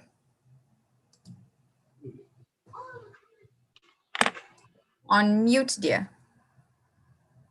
Sorry, Maeshi, just before we share, unfortunately, Khadija was not able to be with us today, but I just wanted to give the background to how she understands her practice as a poet. So when we started thinking through the ways in which knowledge is created with an IKS-based knowledge life cycle, we've said it before in Prof. Kaya's presentation and in Maeshi's presentation as well, and has again been mentioned now, is that we identified culturally specific social, cultural, and spiritual protocols and practices that are used to curate that knowledge life cycle. And for Khadija, that social, cultural, and to an extent spiritual practice is her poetry. So she sees poetry as a means to preserve her San roots while also critiquing and sharing and producing and reimagining what it means to be a colored person in South Africa. In this way, poetry becomes a mechanism through which the integrated IKS-based knowledge life cycle is perpetuated and protected. I'm quite sad that she's not able to be here with us because she is quite a force, but she has left us this video in order to engage with her work. And this one is called I Come From.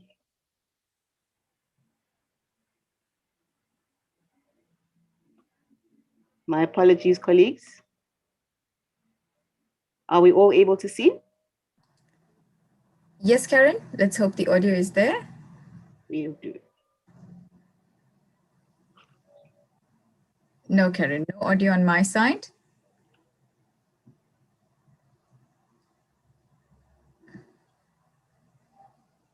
Sorry, Maeshi, what is the issue? There's no audio, it's just a video. Perhaps share again with include sound.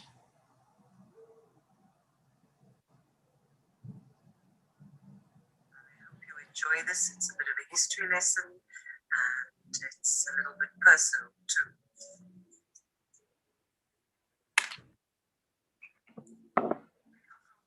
Dust, where my mother grew her bones to fit inside my father's arm.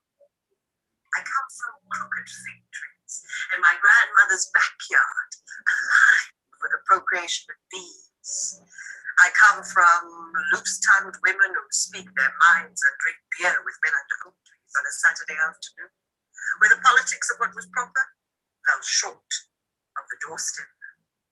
And from here, from a coal stove, boiling water for baths in a steel tub made for 5 women and their children.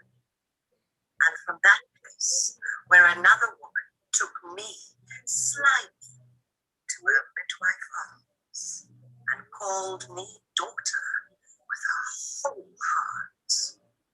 I come from a man who used his hands and spirit to make my life safe driving Cape City Council trucks for something that could not be called making a living.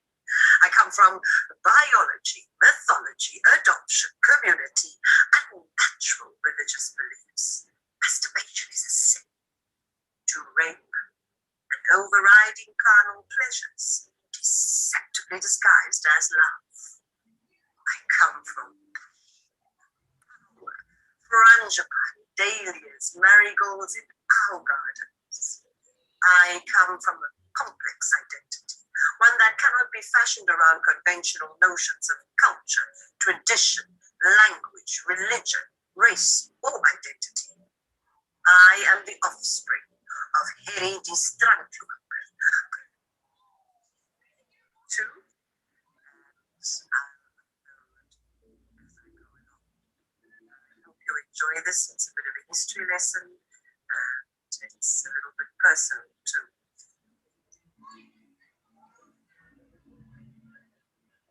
I come from Caledon dust, where my mother grew her bones to fit inside my father's arm. I come from crooked fig trees in my grandmother's backyard, alive with the procreation of bees. I come from loose-tongued women who speak their minds and drink beer with men under oak trees on a Saturday afternoon, where the politics of what was proper fell short of the doorstep. And from here, at the heart of a coal stove, boiling water for baths in a steel tub made for 5 women and their children. And from that place, where another woman took me slyly to her midwife arms and called me daughter with her whole heart. I come from a man who used his hands and spirit to make my life safe driving Cape City Council trucks for something that could not be called making a living. I come from biology, mythology, adoption, community, and natural religious beliefs. Masturbation is a sin. To rape and overriding carnal pleasures, deceptively disguised as love. I come from passion, power, frangipane, dahlias, marigolds in our gardens. I come from a complex identity, one that cannot be fashioned around conventional notions of culture, tradition, language, religion, race, or identity. I am the offspring of Heri Distranculum.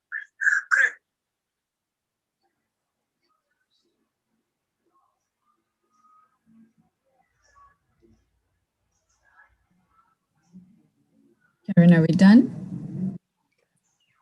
My apologies, colleagues. We're having some technical issues. Mahesh, I'll have to hand back to you as I'm not sure how we're going to be able to resolve them immediately. Not a problem. I think ideally we've sort of heard the poem. I'm just trying to get back to it. Sorry, but in essence, I think the poem is talking again from a lived experience of Khatija Higa. She's very, very much passionate, very much talking about her spirituality and the linkage between the tacit and the explicit, how knowledge is produced and managed within the family, which is something that also was touched on by Professor Kolanisi, and how we can bring back, the family structures that are where the infrastructure or the instruments through which we managed our knowledge systems. So we are now moving on to our next session. And I think what we're going to ask is for permission from Khatija if the poem can be shared so that we can all fully appreciate the value that was shared in that, and also perhaps contact so that we can create those networks and linkages to continue the discussion and the engagements post today and tomorrow. Colleagues, we're going to move into the next session, which is a panel discussion, which is entitled Knowledge from an IKS Perspective. And again, it is the reiteration of how we are integrating knowledge production, management, and preservation. And it's not we as in terms of the center, but us as cultural communities. How have we been doing this on a daily basis? And this panel is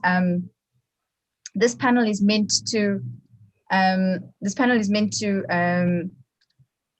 highlight some of those key features of this indigenous or integrated knowledge cycle. And I think to highlight some of the dynamic aspects and the nature of this knowledge.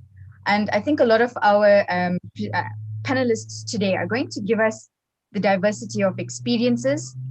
We're going to have a lot of disciplines of competence coming through, people from food cultures, textiles, traditional birth attendants, communities that are disabled, and how they are rising to the occasion to ensure that each one of these disciplines are being heard from a knowledge production, management, and protection perspective.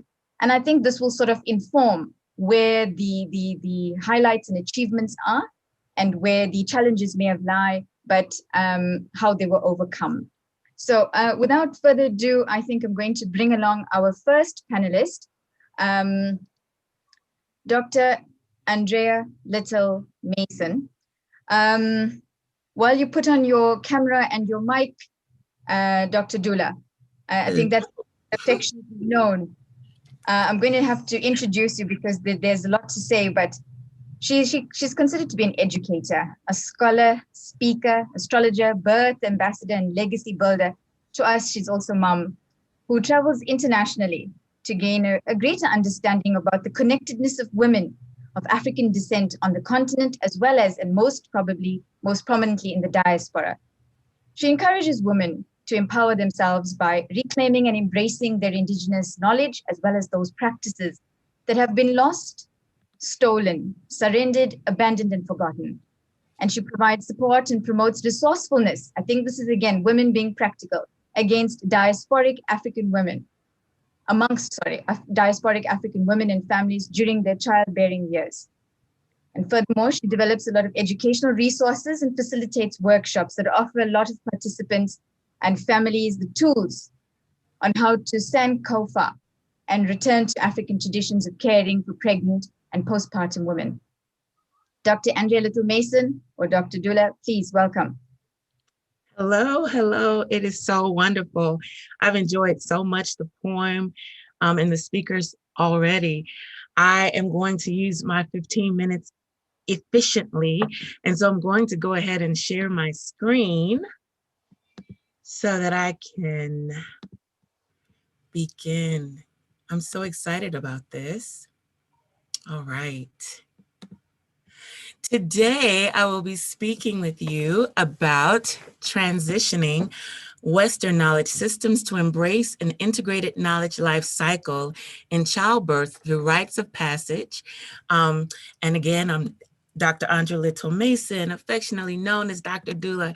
And I just love working with CIKS and Dr. Kaya and Maya Cherie. You all are amazing. And now I've met Karen, so everything is wonderful. But let me get moving. I come on behalf of the daughters of the African diaspora, where we are always reclaiming our birthrights and restoring our family practices, because what we know more than anything is though we've been separated by many miles and generations of experiences, we are indeed connected by blood and bound together by birth. And you can find out more about what I do at drdula.com. So first, I'm going to offer an overview because I have condensed a very, very big presentation into a very small section of time. And so the overview will help us stay on task. The first thing I'll be doing is presenting an educational model that is titled The Gradual Release of Responsibility. And I'll be presenting it as an IKS practitioner manager model, something that is very practical, very easy for any of us to be able to do. And in fact, something that is done in most indigenous practices anyway. Next, the cycles of the moon as a journey through womb manhood, the rites of passage around childbirth, and how to initiate and manage an integrated knowledge life cycle. So first, this apprenticeship model, the gradual release of responsibility. At the core of it, the thing that is most important to remember is that it is all about taking the learner, the student, from novice to mastery. That's the goal. That's the goal in any of it. And you can see that in just about any discipline and any training and any type of thing that you can think of, whether it's cooking, agriculture that's been mentioned already, whether it is childbirth that I'm speaking of, or even building, any type of trade at all, you will see this. And the model is very, very simple. And so I'm going to set it up for us here, and we're going to follow throughout the presentation. First, I, as the teacher, I do it. I demonstrate what it is to do a thing. I demonstrate it, I do it well. I show you how it's done. Next, I do it, and then you, the student, I invite you to come and help me. So I've modeled it for you. I've shown you what to do. And now I'm going to say, come and help me. Now you get to touch it. You get to ask questions, use your 5 senses. Things can become very tactile for the learner. Next, we give the learner some responsibility. The student begins to lead, and we say, now you do it, and I'll be here to assist you. I will help. They can continue to ask questions. We can troubleshoot things that they might not have seen unless they led it themselves. And finally, the goal of mastery is about allowing that student, that learner, that one to begin to say, I can do it myself. Now you do it. And they're trusted with that knowledge, with that skill. Practically speaking, outside of the educational environment, and once again, in any type of field that you can think of, first the mentor does it. Next, the mentor does it, and the mentee helps. And here, because we're talking about childbirth, we're going to go back to one of the things that reference one of the things that even Professor Unati said. It started in the home. So we're going to reference the mentor as the mother and the mentee as the daughter. So first, the mother does it. She demonstrates what that is, what it is like to be woman. And I'll show you more about that in a minute. Next, she does it and the daughter helps her. Next, the mentee, the daughter, begins to take responsibilities and to be responsible for certain things. And the mentor is there to assist her. And finally, the mentee, the daughter, does it herself. Practically put, even though I can't go into it in detail, in my mind and in the system that I'm going to be showing you, the production, the management, the protection, and the preservation of indigenous knowledge can be easily seen with this model. So now let's begin to talk about the phases of the moon. Some of you might be familiar with the Kanga cosmogram. It's an African spiritual symbol that is used to show the cycles of the sun as the cycles of life. We'll be looking at the moon cycles in a very similar way. We have birth as the new moon, which we're in right now. We're in actually a new moon right now. Adolescence as the first quarter. Motherhood as the full moon, and the last quarter as eldership. The thing that is most important to remember, and this is important across other fields as well, but especially with womanhood, is that a woman's relationship with her body doesn't begin when she gets pregnant. It begins when she's a child. And so it matters. It matters how she's been introduced to herself, what she thinks of herself, what she's been told about her body. And there in that context, most often and most naturally, the mother has been that first teacher, that first guide, and that first mentor.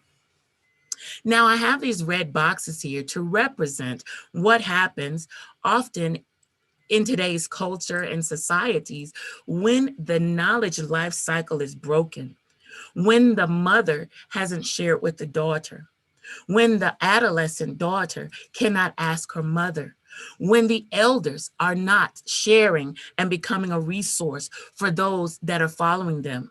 When these negative cycles come up, it causes disconnection and isolation.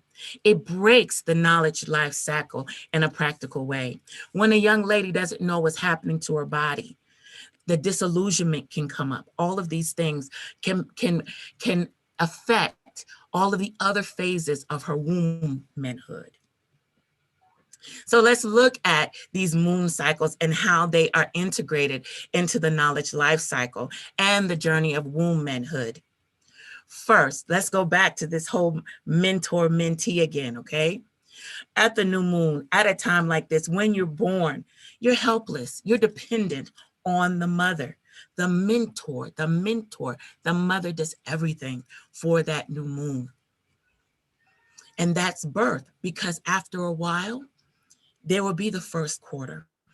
After a while, the young lady will experience her first moon cycle, her first menses, All of those things will come. And as they come, she will have to become more involved.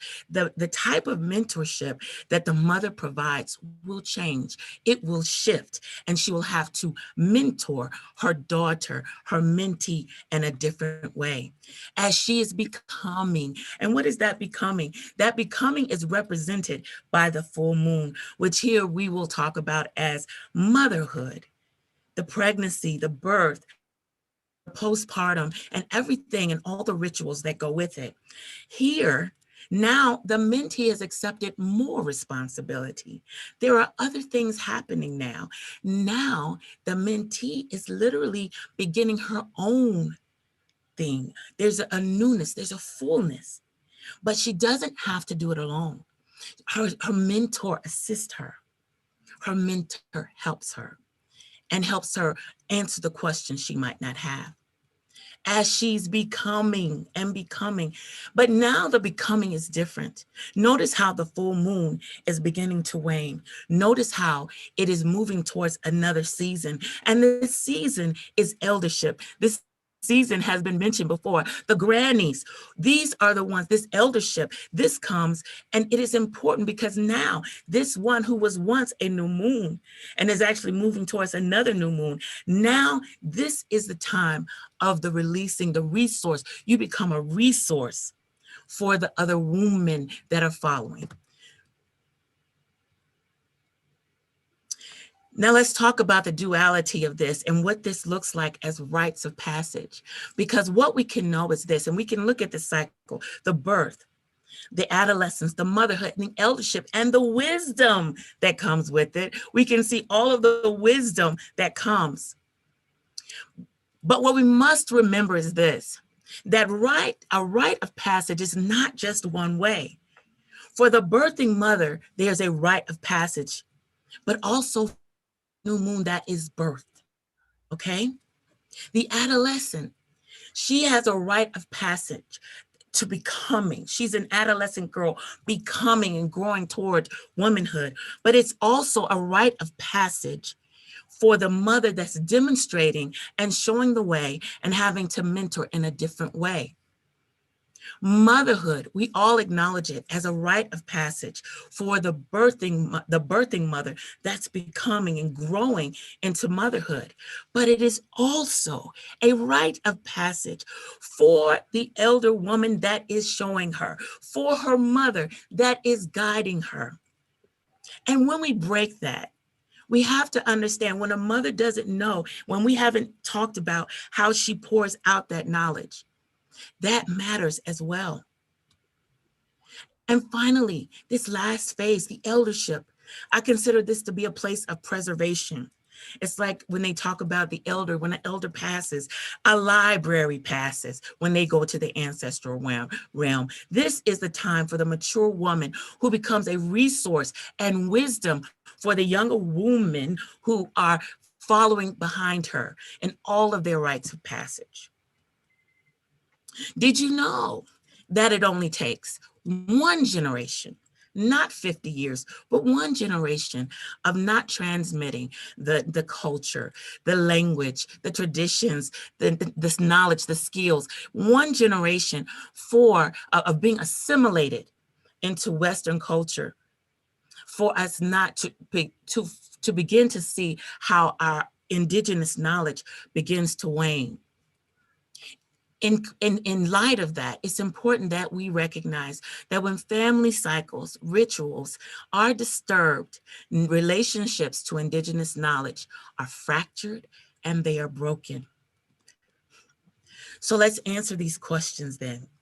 How has African indigenous knowledge on childbearing been produced, managed, protected, and preserved throughout history on the continent and in the diaspora? And how can individuals transition to embrace an integrated knowledge life cycle? Well, this is my favorite part because I'm going to bring all of this together. This is actually my story because remember that red box shows a disconnect from that indigenous knowledge life cycle. When I was about to have my children, my mother passed away a year before I had my first baby.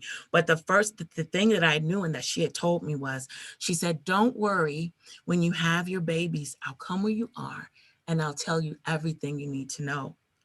I knew that there was something my mother could tell me, and it hurt more than anything that I could not hear it from her.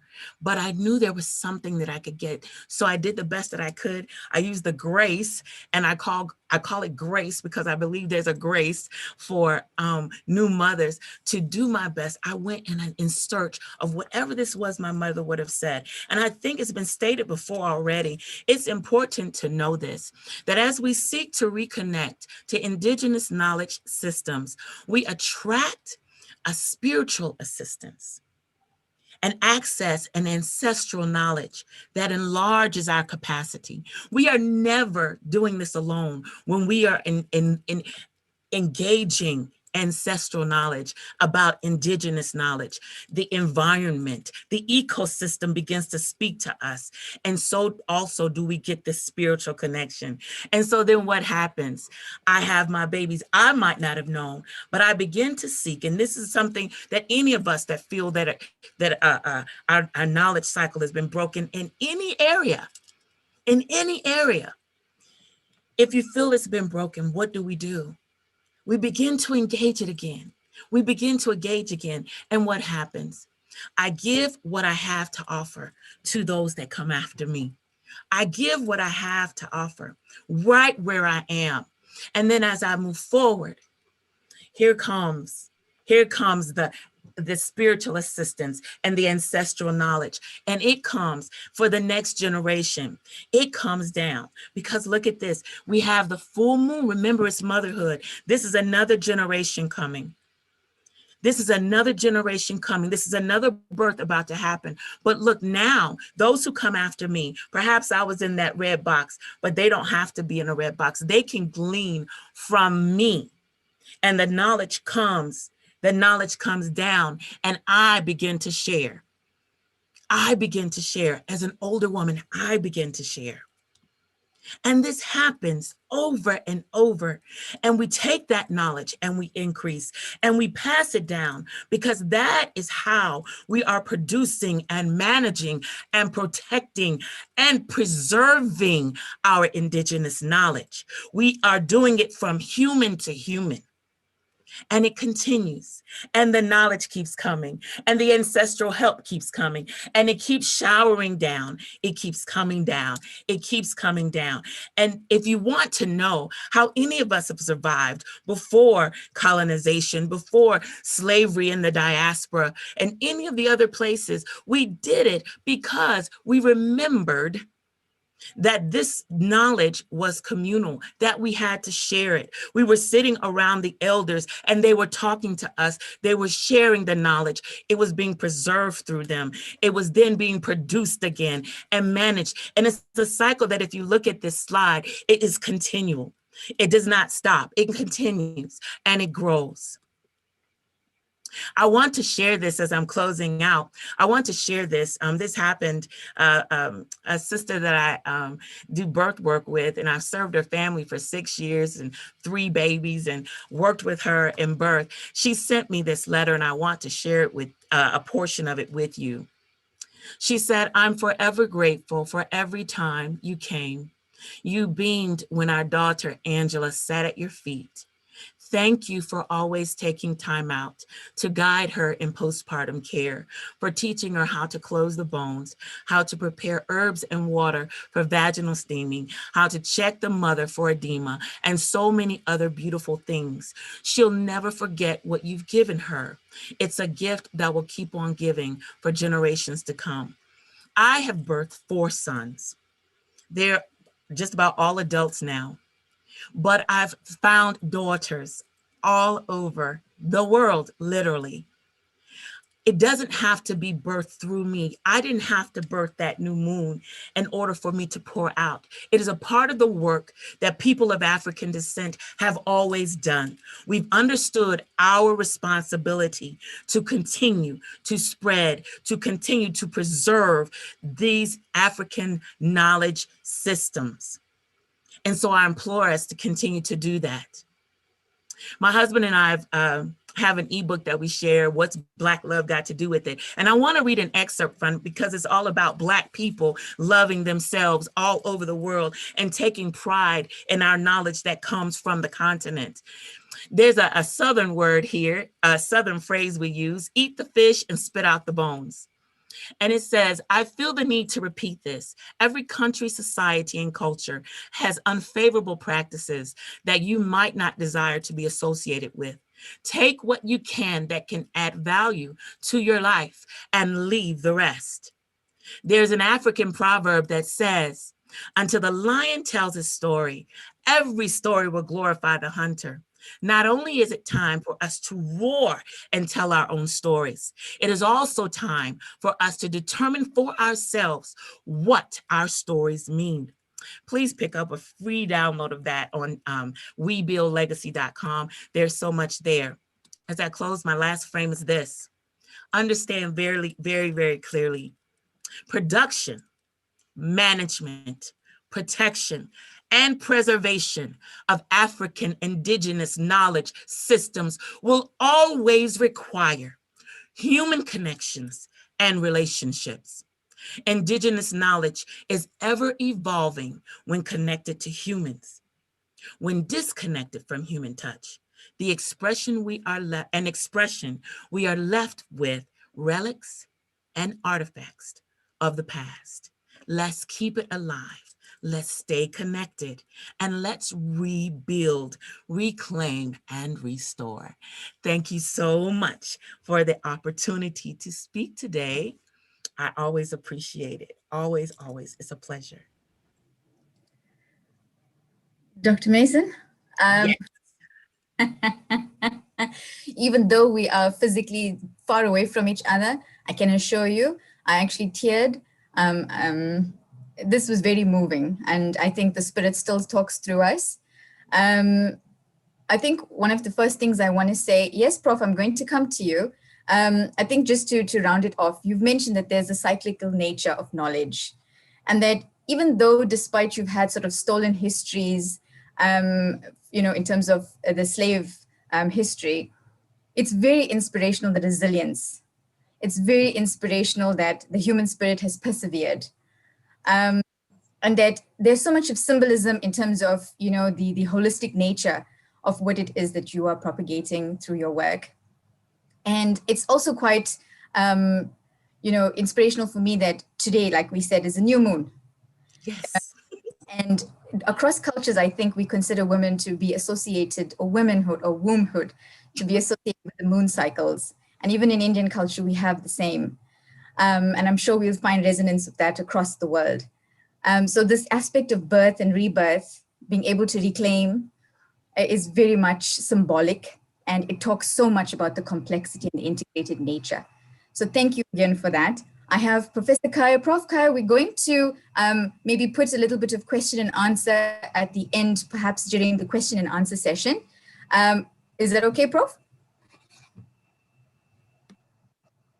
No, it's fine, fine. I just want to recapture some of the aspects that came out of the presentation there, including the models by Dr. Dola. I mean, they're very, very informative to the knowledge cycles. Okay. Thanks, Prof. So we will definitely recaption, I think, because we're going to find a lot of similarity and resonance across all the speakers in this panel. So we're now really touching on how this is truly possible. So thank you again, Dr. Mason. I'm now going to move to our next panelist. And as Mrs. Sabita Radhakrishna brings herself in terms of camera and mic, just going to do a very brief introduction to whom we are now affectionately calling Sabitama. She's an international award-winning cookbook author, a playwright, a columnist, and a freelance writer, as well as a passionate textile and craft activist. She was actually inspired to write her first recipe book, which recorded her mother's traditional recipes, when she noted with distress that the recipes were sort of just staying in the elder realm and were no longer alive to pass on the knowledge. So her subsequent books are products of extensive and immersive research, which involved drawing directly from those kitchens of those who had been cooking these dishes for many years, decades, and cooking these recipes that have been passed down generations. I think we can see the resonance here until they come out right. She also has a boutique, the first in Chennai, as part of her textile revivalist and as a guardian of handlooms. So I think I'm not going to say much more. I think, Ma, you've got a lot to share with us as well. So Sabita, welcome from India. Thank you so much. And I'm delighted to be with you all. I can't say this afternoon because I don't know what the timing is in your countries, but it's now about nearly getting on to 3 after lunch, post lunch, and enjoying being here.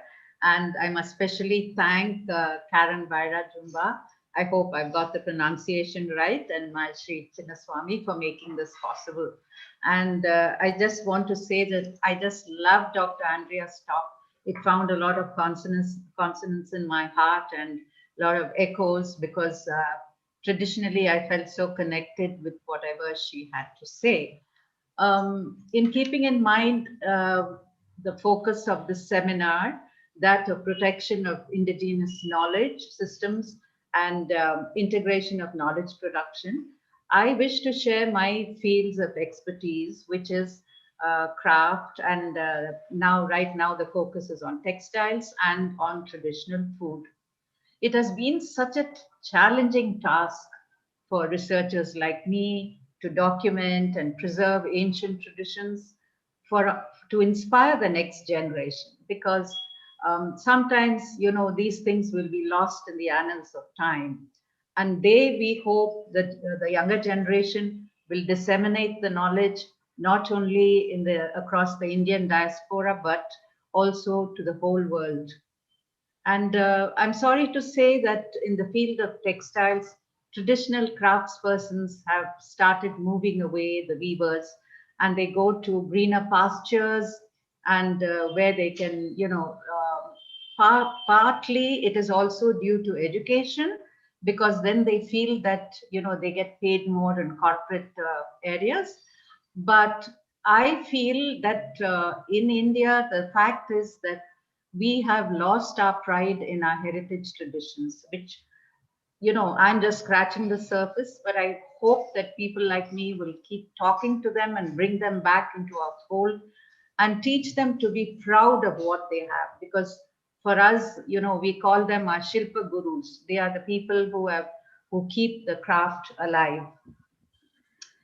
And why do they move away? It is due to poor working conditions, low wages, and a bewildering new market. And they flounder in this market. It's a market that they are not very sure of and they don't know anything about. And coming to food traditions were at one time very clearly demarcated. Every state has its vocabulary of food, vocabulary of textiles, vocabulary of craft. And India is, you know, such a diverse country, and it's impossible to even think of how different each state is from the other. And generally, and the dishes were always cooked from the lay of the land. But not so now. Now we got into fusion food, and we turn to the West for everything, new ideas. And many of our youngsters think it's infra-dig to eat what we call desi khana. That is something we've always been fed on. But in a recent food seminar, it was said that the South Indian diet is one of the best in the world, because carbohydrates, proteins, minerals, vitamins are all very equally distributed. So that's one up for us. So I would, because of the limited time, I could go on and on, but I thought I could share some of the images I've taken from my library to show to you. So let me start. Let me go to share screen. Yeah. I hope you can all see it. Can somebody tell me whether they can see this? Yes, it is there. You can start. Yeah, thank you. Okay.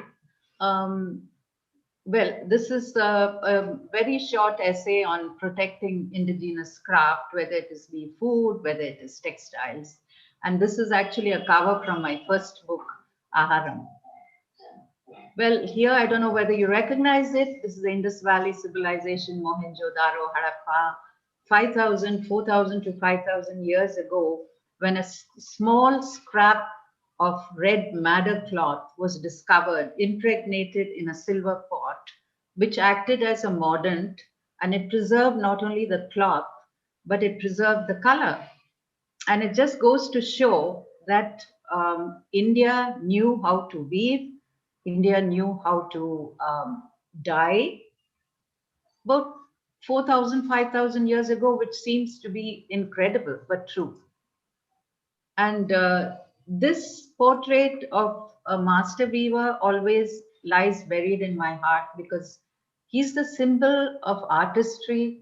He's the symbol of a man who's not just an artisan, but he's an artist in his own right, who weaves all day long, mixing the warp and the weft, melding them together, where beautiful textiles flow out of it.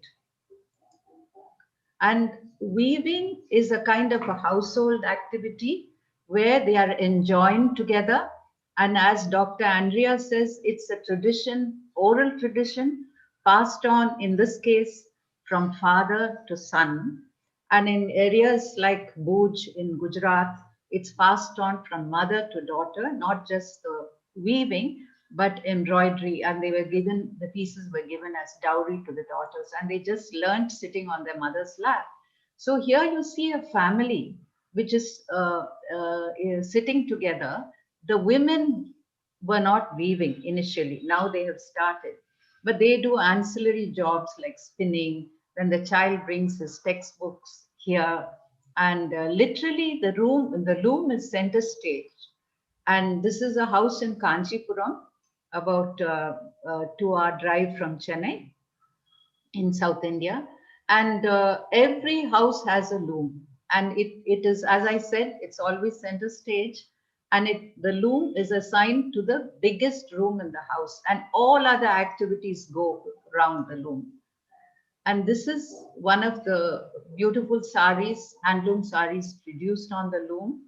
And I'll just give a run through of, whatever has been done. These are silk saris, and this is done by a weaver whom I mentored. He's a 4th generation weaver, and he has produced beautiful saris.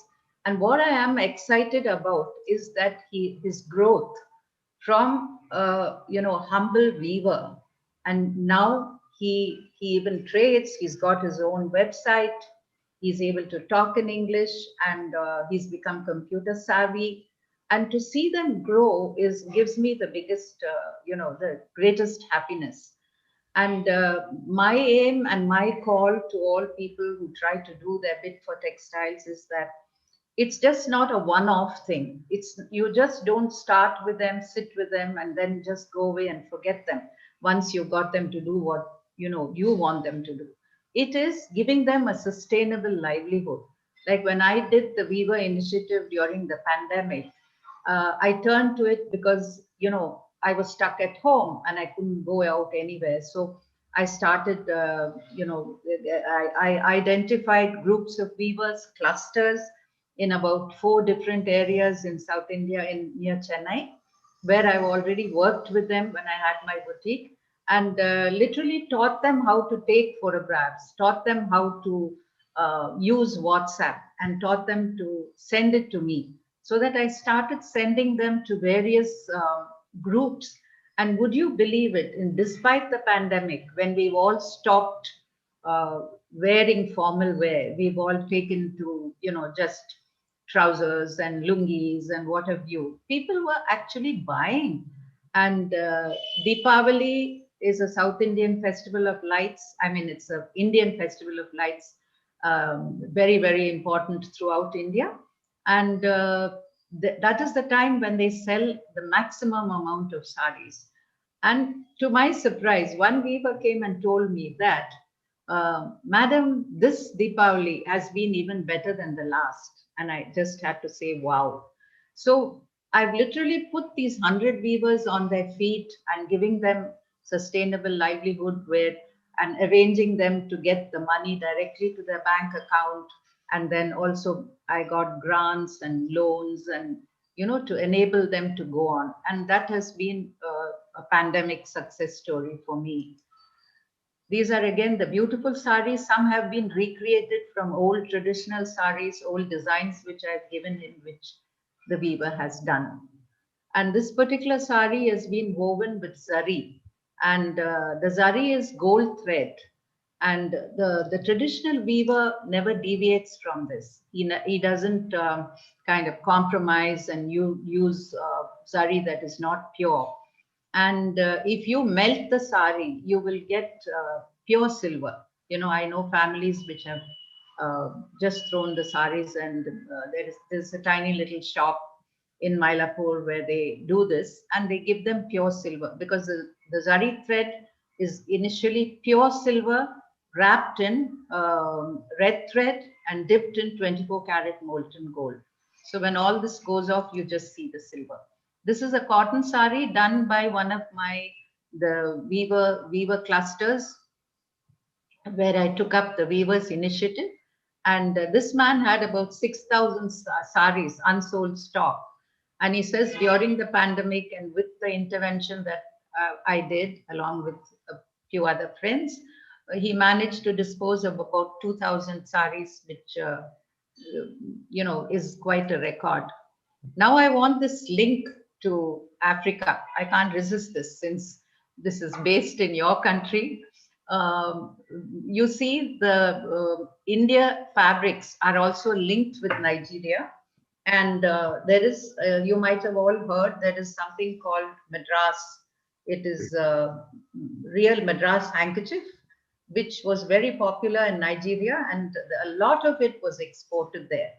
And it had a certain status, and the weavers never had it so good.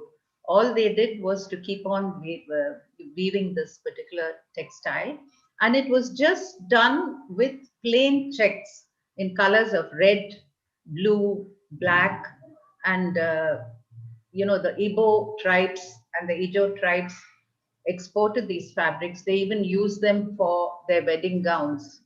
And they used it largely for their funeral beds. And this was called the injury, the name of the piece of cloth. And the more cloth they had, the higher their status became. So let me move on quickly to food. This is in the days before mechanization came into the kitchen. And this again is taken from my first book, Aharam, that I wrote.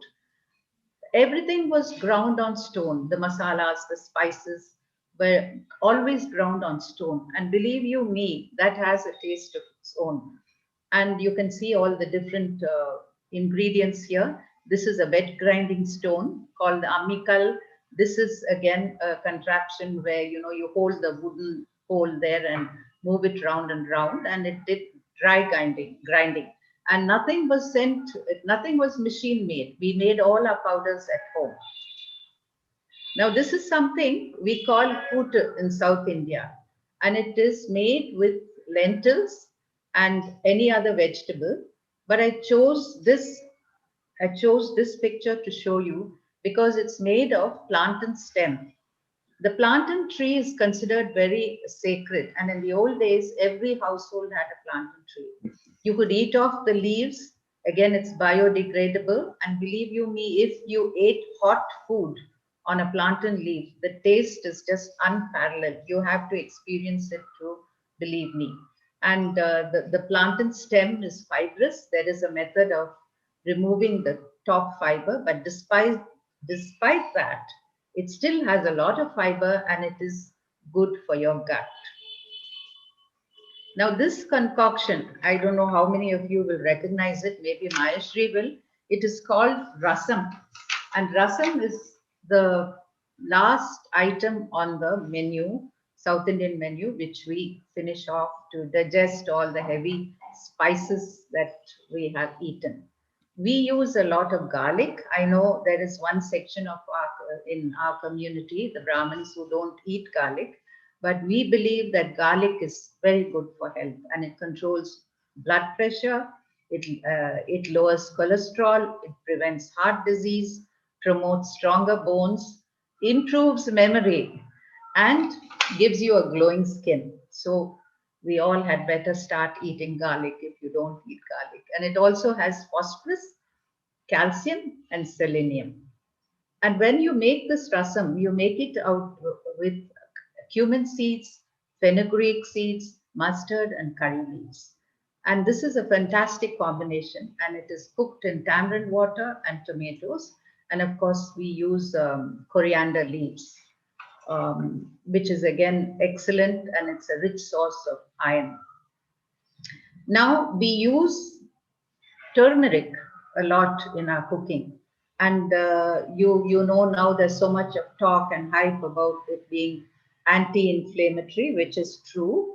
It's antioxidant, it controls blood sugar, and it inhibits cancer cells. So nowadays people are taking turmeric powder mixed in milk and eaten. And incidentally, this particular container, it is called kalchatti. It is made of stone, and the raw material is procured from a place near Salem.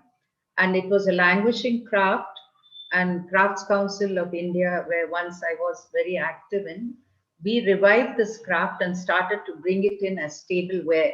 But the thing is, a lot of people found it too heavy and not very practical to wash. But then it does impart a certain taste, and it does give you, you know, a lot of, they say, vitamins, charges you. And it's just like cooking out of these cast iron pots, which are becoming so popular today. And curry leaves is also supposed to be good in weight loss, good for weight loss, treating dysentery, and then eliminates bacteria, good for diabetics, good for eyesight, and so on. And this is, of course, a spicy fish curry with rice. We South Indians eat a lot of rice, but the rice is cooked in a particular way to avoid extra starch. Now, this is lemon rice with the goodness of peanuts. Now, lemon rice is done with leftover rice, and the juice of a lemon is sort of squeezed over it, and it is tempered. And lemon, you know, as you know, it is a very rich source of vitamin C. And the lime is different from the lemon. We usually use limes because lemons are hard to get here. And this is the last slide, and this is an array of, you know, stuff for puja. For every festival, a certain amount of sweets are prescribed, and that goes with the festival, and there are traditions as to why it is made. Anyway, it is such a vast subject that it is so difficult to condense it, you know, into a short time, but I'll do my best to make you understand. This particular thing is called Pongal Festival. It's a harvest festival, which is celebrated again throughout India. And symbolic of the harvest, we place sugar cane, we place raw turmeric, we you know, put in there raw ginger and so on. And a coconut, of course, is always broken whenever there is a festival of this sort of importance. So you know, to sum up, I feel that we should not lose sight of our tradition. I mean, even where clothes are concerned, you know, when I sort of support handloom so much, because with mechanization, mill products have started coming in, but I never wear a mill sari. I always wear handlooms if I can help it, except of course if you're traveling, you know, you have to wash it often and so on. But the youngsters are veering away. They're quite happy in their shorts and tees and not wearing it. And I always say, at least wear a sari once a month, or wear handloom goods once a month, because India, like so many other ethnic countries, they have so much to offer, and they have such a rich repository of tradition, culture, and so on. And why lose it? And then listen to your older people, listen to your grandmothers and grandfathers who have stories to tell. Because even textiles and food was only an oral tradition. It was passed on from father to son. Nothing was documented. Well, we have started to document it now, because documentation is a very important part of the 21st century. So you can get books on everything. You have the internet, but the internet alone is not enough. You know, when you're practically learning on the job and putting things down, it makes a lot of difference. So I think we should protect our indigenous knowledge. We should disseminate this knowledge so that it will go on and on for all times. Thank you. Savitama, thank you very much for that. I mean, aesthetically and a very appealing demonstration of photographs and collections that you've had over time. I think, again, as I'm going to call the next panelist, I just want to touch on the fact that, you know, the non-separation or the very integrated way. I mean, even in the last image that you spoke of, you can talk about botanics, you can talk about pharmacology, you can talk about spirituality. You spoke about the rock or the stone structure in which the rasam was kept. Yes, we do know about rasam here. But it also spoke about, you know, how one has to even give thanks and honoring our ancestors or spiritual realm. And that I think you're also encouraging us that we do have local knowledge, we do have local resources, and we should be very much proud of that and encourage our young people to share that as much as possible. So thank you very much, Sabitama. We're going to go into the breakaways shortly, so I think we're going to expand and capture more there. Perhaps what I can then do is call on our next panelist, Dr. Zimu Biela. Dr. Zimu Biela, as you put on your microphone and your camera, she, I think, has going to reflect on a lot of her lived experience, but also talk more about her, you know, her research experience. And she's basically moved from information and knowledge management in terms of indigenous knowledge systems through her studies. And she's basically looking at how the African university can shape the futures in the service of humanity. And so she's worked at a number of South African institutions where she's focusing her teaching on information and knowledge entrepreneurship, as well as information and knowledge organization. So she's going to touch, I think, a lot about in terms of the digitization aspect and her experiences as an IK or a person from a cultural community. Thank you very much, Doctor.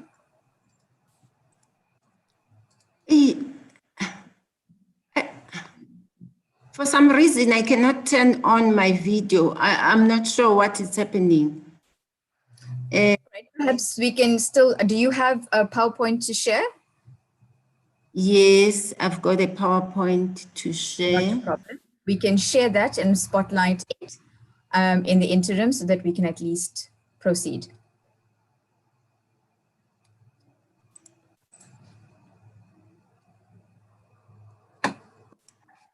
Okay, can you see it? Oh, I must first share. Okay. Be the little green button, a bottom share screen.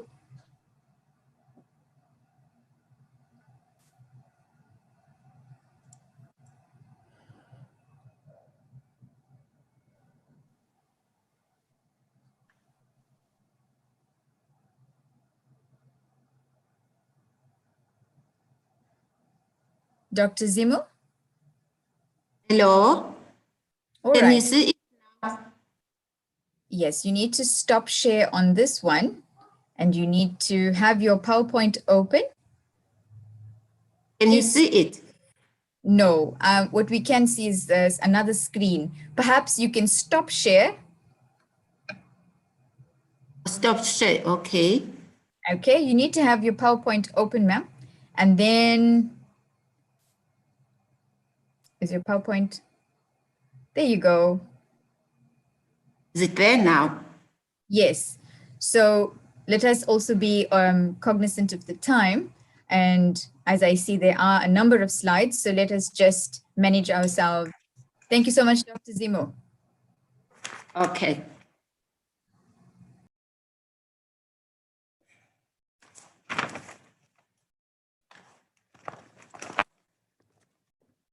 Thank you so much to the UKZN IKS Center for this systematizing and dialoguing bar that aims to promote the demystification of IKS and thus make it a formidable knowledge that we can robustly and aggressively use to solve the hegemonic, demonic, socioeconomic challenges that continue to haunt us across the world, such as poverty, inequality, social exclusion, xenophobia, gender-based violence, and racism. Those are socioeconomic challenges which I think we can use our IKS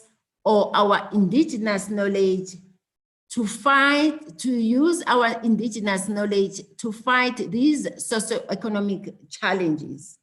Of course, Dr. Andrea, the human spirit has contaminated me, and I cannot start this presentation without reciting the poem which our former president Thabo Mbeki recited during his inauguration.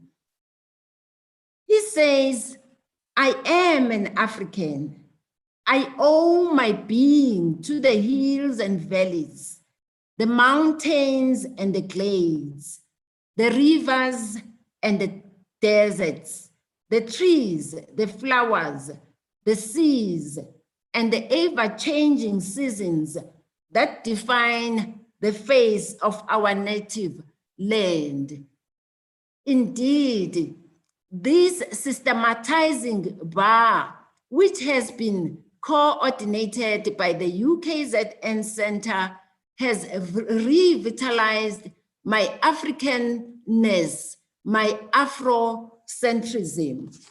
This is the knowledge which is very important to us because it is like the charity that began at home. And I wonder what happened on the way. What went wrong? I actually take off my hat for my father, who strived very hard to inculcate this knowledge at a very early stage.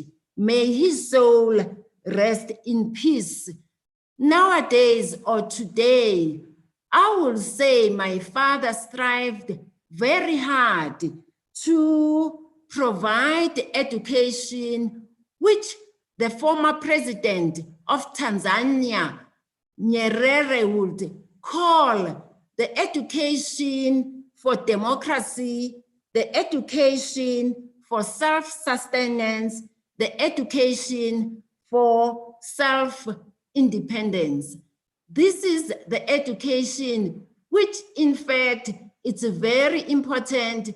We need to revitalize and integrate this knowledge at the fundamental level of our education system in South Africa as well as in Africa. We need to decolonize the mind of the African child and then give space to both indigenous as well as Western knowledge.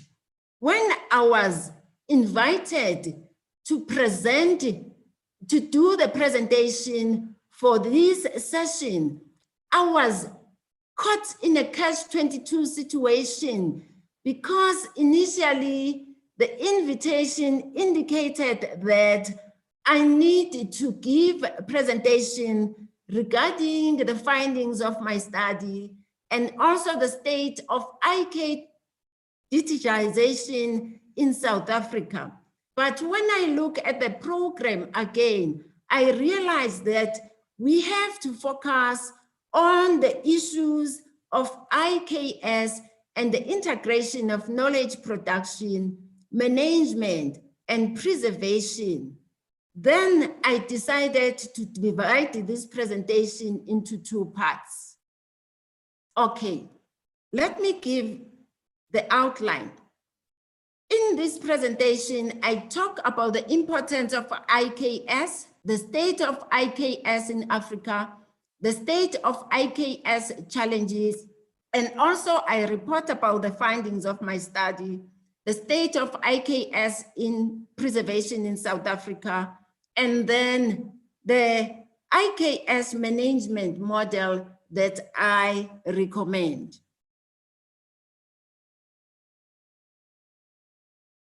It is important for any organization to produce new knowledge, because if it does not produce new knowledge, it will lag behind and will not compete in the knowledge economy with other knowledge management organizations, whether the organization is an formal organization or an informal organization.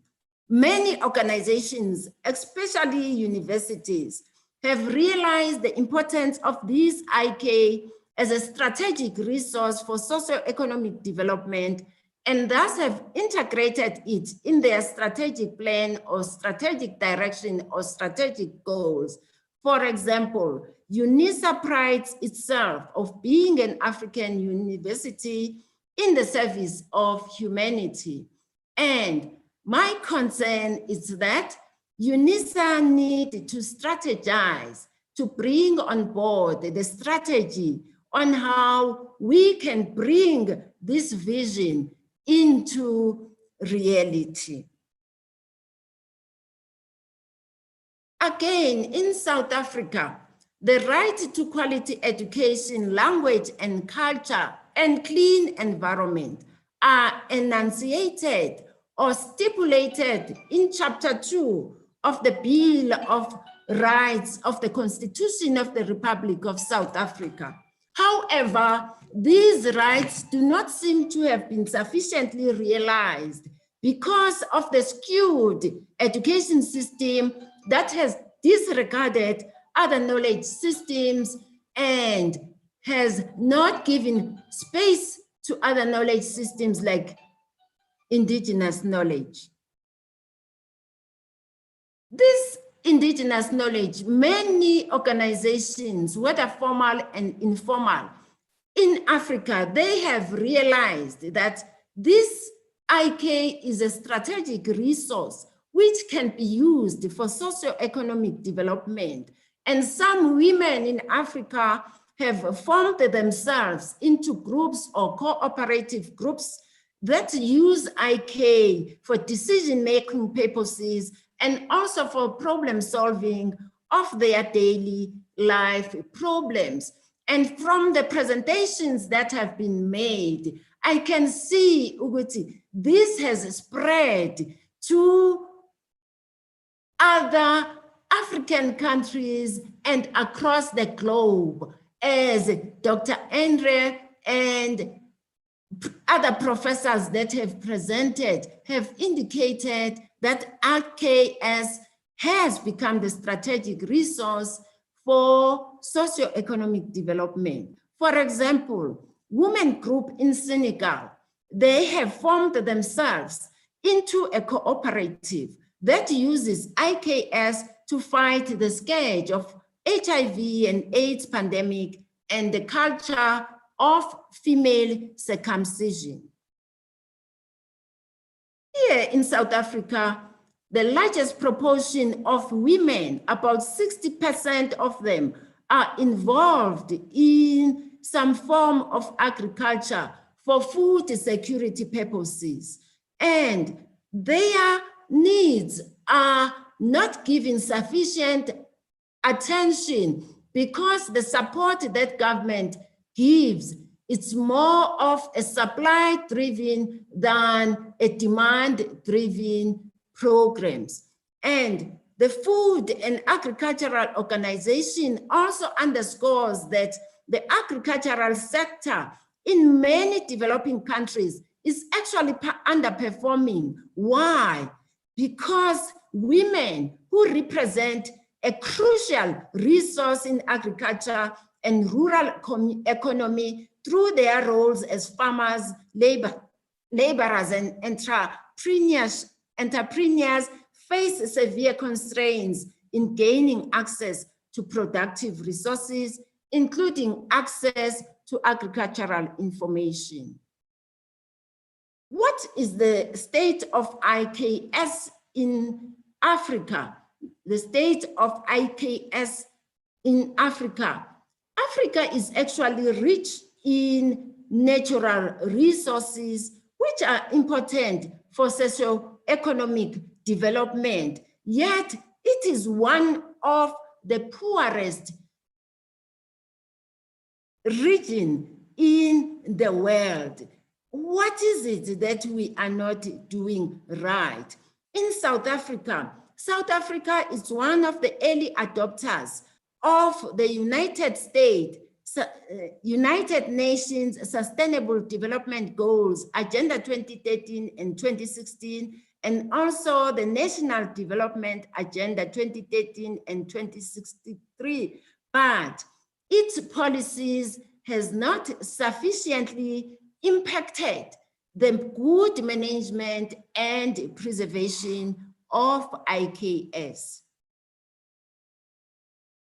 Okay, what are other challenges that face us in Africa?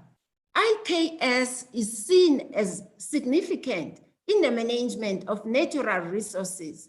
However, its oral and rural nature has, to a greater extent, contributed to its invisibility and marginalization.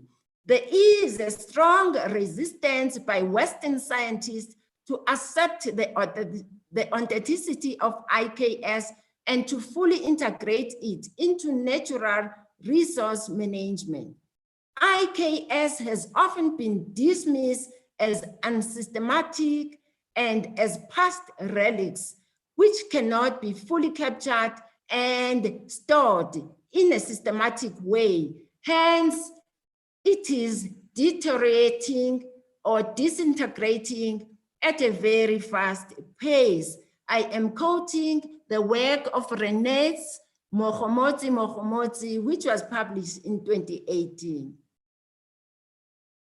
The challenges of education system. The legacy of colonial education has had a long-term effect in the form of the domination of African people's mind, including the alienation of an African child from his or her own indigenous experiences and environment. Africa needs knowledge that will help to address its needs and challenges. As it is now, I am using the language of domination to do this presentation. I would have been so excited to use my vernacular language to do this presentation. There is a long way to go for us in order to ensure that we integrate our knowledge, indigenous knowledge systems into the fore. Okay, now I move to giving a brief background regarding the study that confirms that or validates that IKS in the villages is being disregarded and not managed accordingly. What was the purpose of my study? The purpose of my study was to understand the state of IK management and preservation in one of the villages in South Africa. My objectives were based on understanding IKS practices in the Dlangubo village, which is based in the KwaZulu-Natal province. As you know, South Africa is divided into various provinces. The study was based in KwaZulu-Natal province. And I wanted to understand the methods and tools which the community used to manage and preserve IK, the ownership protocols. What do they know about the South African intellectual property law? Because, you know, the policies, the government produces policies, but the challenge is the aggressive implementation of these policies. And again, I wanted to look from the perspective of libraries. What role are libraries, databases, ICTs playing in managing and preserving IK in the village? Then I'm not going to dwell on the definition because there are a plethora of definition. Some presenters have already alluded on the fact that this is local knowledge of a particular population which has stayed together in a specific geographic area for a specific period of time, sharing their knowledge and using this knowledge for decision making and also for problem solving of their daily life problems like challenges of drought, challenges of food security and all, and other socioeconomic challenges. Dr. Zimu? Sorry, Doctor, we have about 2 minutes or 3 minutes left. Perhaps we can focus on your objectives 3 and 4. Okay. Let me focus on objective 1 so as to give you a brief overview regarding the type of IKS practices which are found in the area of study. As you can see, leafy vegetables and root plants as well as plant legumes were commonly practiced in the area of study. And in South Africa, there is a scarcity of vitamin A, so the community need to be encouraged to plant leafy vegetables which are actually rich in vitamin A. And the other type of vegetables which are actually rich in vitamin C, K, and BC, which they use in the area, is the soya seed. Soya seed is important in fighting diseases like cervical cancer and other various kinds of cancer. So the community also needs to be encouraged to plant this. This is a school which I consider as a knowledge intermediary because they've integrated IKS into their curriculum, and they also share knowledge with the community members, and the name of the school is Ufasimba Primary School. And the challenges which faced the community during the time of the study is drought, and the artificial dams were drying out, and also their crop, their livestock were also dying, as you can see. The type of beadwork that they are producing, as you can see, this is the type of products that they are producing. But the challenge is that these products are not on demand. The heritage sources, this is the house that has sentimental value, sentimental attachment to them because it belonged to Reverend Mtetwa. Reverend Mtetwa and his wife played a pivotal role in community development in the area. And these are the type of IKS and heritage resources of which the community attach value. And there is also the monumental stone indicating the place where King Chaka defeated the Mzilikazi's troop, and then Mzilikazi's troop retreated to Zimbabwe, Bulawayo. That is why this area is also known as Wabulawayo. So the area is rich in history. There is also a landmark for Princess Nandi's monumental tombstone. So these are all the rich IK resources in the area of study which needs to be managed. In order to understand their management, the KM model was used, and it was discovered that in situ preservation method was the predominant method which they used to preserve and manage their IK, but the externalization and internalization and combination mode of knowledge interaction were used at a very limited rate. So for this study, The knowledge management cycle, which I recommend, is the one for McElroy's knowledge management cycle, which comprises of three stages: the stage of learning, unlearning, and relearning.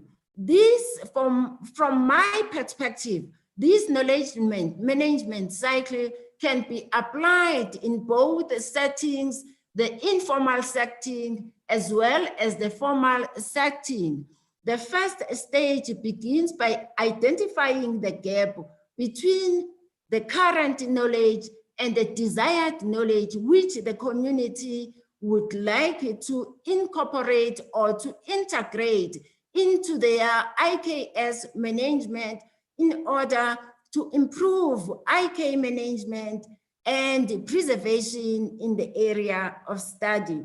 And it comprises of various levels: the formulation of knowledge claim, where community members can be prepared to identify their gaps and thus learn new knowledge. For example, women groups above the age of 60 to 80 had low levels of literacy skills. So the low level of literacy skill can be the intervening variable, because they might be interested in moving to the next level of learning new knowledge, but they are limited by the low levels of education. So they need to learn to unlearn that they are limited by engaging maybe in adult education to improve themselves, so that they are able to move to the next level of relearning how to use the digital technologies in order to be able to manage and share their IK. And let me move to the state of IK digitization. Sorry, Dr. Zimo, we are on far over time. Perhaps I would suggest us keeping the information. Do you have a sort of concluding point or some findings out of that? And then I would like to, thank you, ma'am. Because I am looking at the management of IK from the perspective of libraries and heritage institutions, and how we can use the value chain development of interlinking various disciplines in ensuring that we integrate IK into the system and manage IK collaboratively as independent as various disciplines. Chapter 8 of the South African IKS policy advocates for the new model libraries and heritage institutions that can involve local communities in IK management and digitization processes. From my perspectives, libraries in the local area of study did not take part or did not reach out to the communities to help them in the management of their IK. So they need to reach out to the communities in order to help them manage their IK. For example, a study which has been conducted by Mhlongo and Ngulube indicates that in our public libraries, there is a dearth of indigenous knowledge. And this seems to suggest a gap in service provision. The gap can be perceived as a perpetuation of the historical denial of access to information for certain user categories. For these authors, public libraries in South Africa need to ensure that library materials are in line with the information needs of their diverse users. Furthermore, these authors assert that despite the adoption of the national language policy and the establishment of the Pan-South African Language Board, which was tasked with elevating the status of indigenous languages, English still dominates the space in South Africa.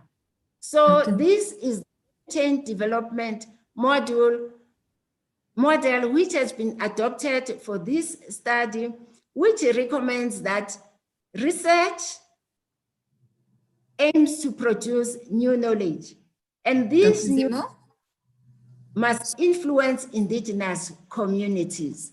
Collaborative, integrated approach needs to be made in order to improve IKS management. Dr. Zimo, Biela, thank you so much. I think perhaps as we take away from this presentation, I think the main points are that there is so many mechanisms for in situ preservation, like we saw in the gardens, as well as in the language, in terms of how knowledge is preserved in both the language as well as in situ practices like the gardens at the schools. As I say that, I'd like to possibly invite our next speaker. So Dr. Zimo, thank you very much. I know, like you say, that there's a lot of information and there's lots of wisdom that we'd like to share. And that is why we'd like to have those spaces and times for the question and answer, as well as in the breakaways, for us to really fully interrogate these aspects. So thank you very much, Doctor. I'm very sorry for disturbing you on that. Perhaps then I'm going to call Mr. Reski from Indonesia. Sir, thank you and very welcome. And then just to give us an idea or an understanding of Reski here, you know, we're going to look at how can we allow Indigenous Sign Language users to lead the development of the sign language that is used by the deaf and hearing communities. And this is basically about talking about how IK holders are being at the forefront of the process of curating their knowledge. A little bit about Mr. Reski is that, sorry, so I'm taking a bit of your time as well, is that he's a very passionate person in terms of being a disability advocate. And he's partnered with a large number of international organizations to support projects related to disability issues in Indonesia. He's also the founder as well as the CEO of Parakeja. You can pronounce it better for me, Reski. And it's a startup that provides accessible education and job training platforms for people with disabilities.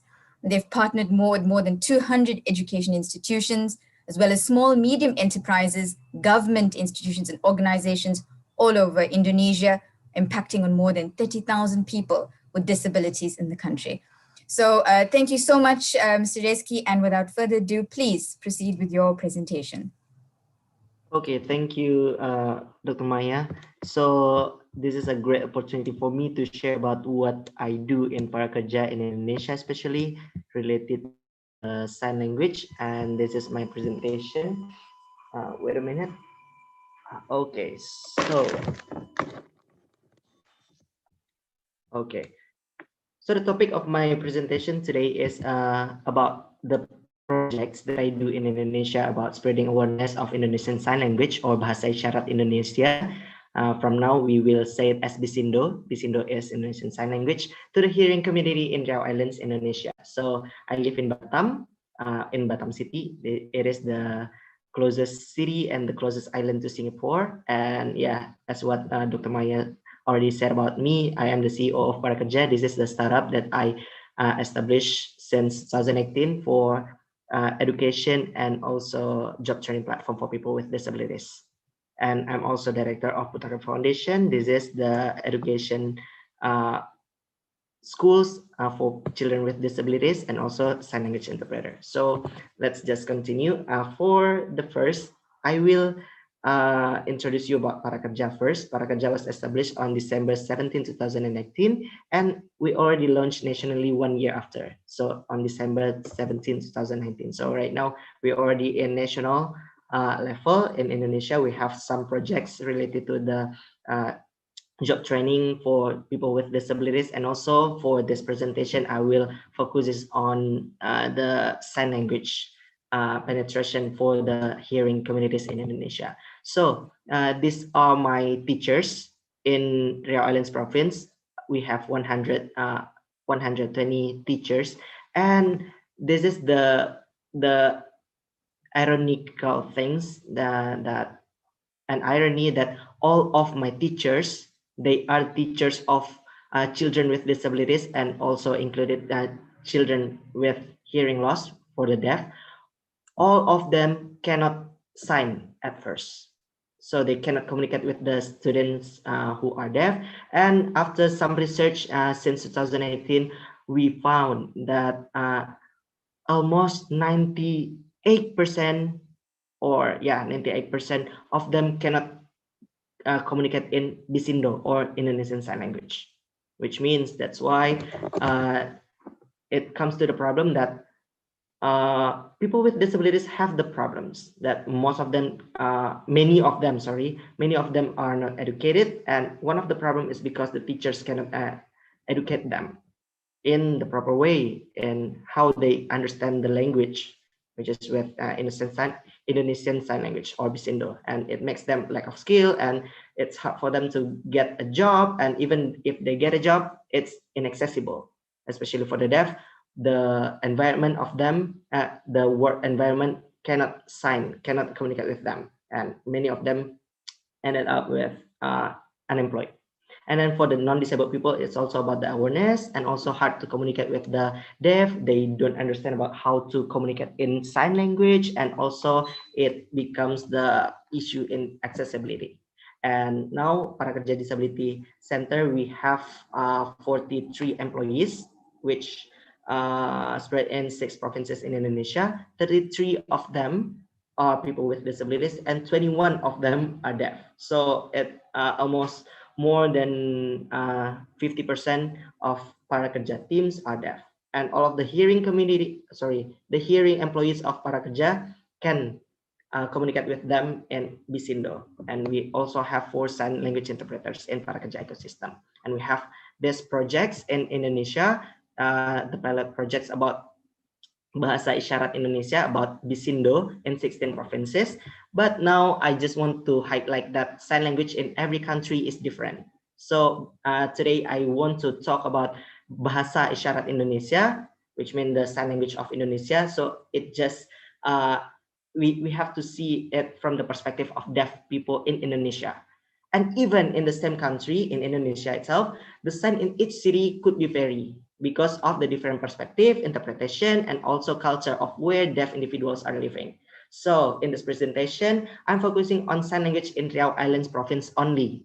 Even before this, I told you about there are 16 provinces that Para Kerja already have projects, but right now we are focusing on Riau Islands only, because we want to see how the deaf individuals as the native of sign language in Riau Islands communicate and how the signs are formed. And I want to talk to have the presentation for you, and well, later I want you to have interaction. I want to make some quizzes today. So first, the ethics for learning sign language have to we have to learn sign language from the deaf individuals. So if you want to learn sign language, don't ask me. I am hearing, and even I can be the interpreter. I can understand the communication in sign language, but I cannot teach you. Okay, if you want to learn sign language, you have to ask the deaf individuals. And for this presentation, I will not teach you, but I will ask you to see the perspective of deaf individuals on how they make the sign. And okay, this is what we do in Para Kerja. The guy with the black shirt is deaf, so he is the teacher. He teach the corporate, the government institution, and etc. to have a perspective of sign language and be able to communicate. So we make the inclusive workplace, and all of the managers, supervisors, and also the workmate, they have to understand how to communicate with the deaf partners. If there is someone who work there, all of the part of the company have to understand them. That's how to make an inclusive workplace, right? And also we have the classes in Parakerja Disability Center to teach the children on how to learn sign language from the deaf people. Like, okay, if I want to ask this, usually I just ask, Mama, I want this. But now my teacher is deaf. How to ask, sir, I don't understand what you say. How to say it in sign language. That's why we have to learn it from the deaf, because we can see the perspective, how they understand the thing, how to make the sentences, how to say what's on their mind, what's on our mind. And it's also help us to train us and to make the visualization of everything, that like, okay, this thing, how to visualize it in sign language, how to make the deaf people who use their visual maximally, how to make them understand that.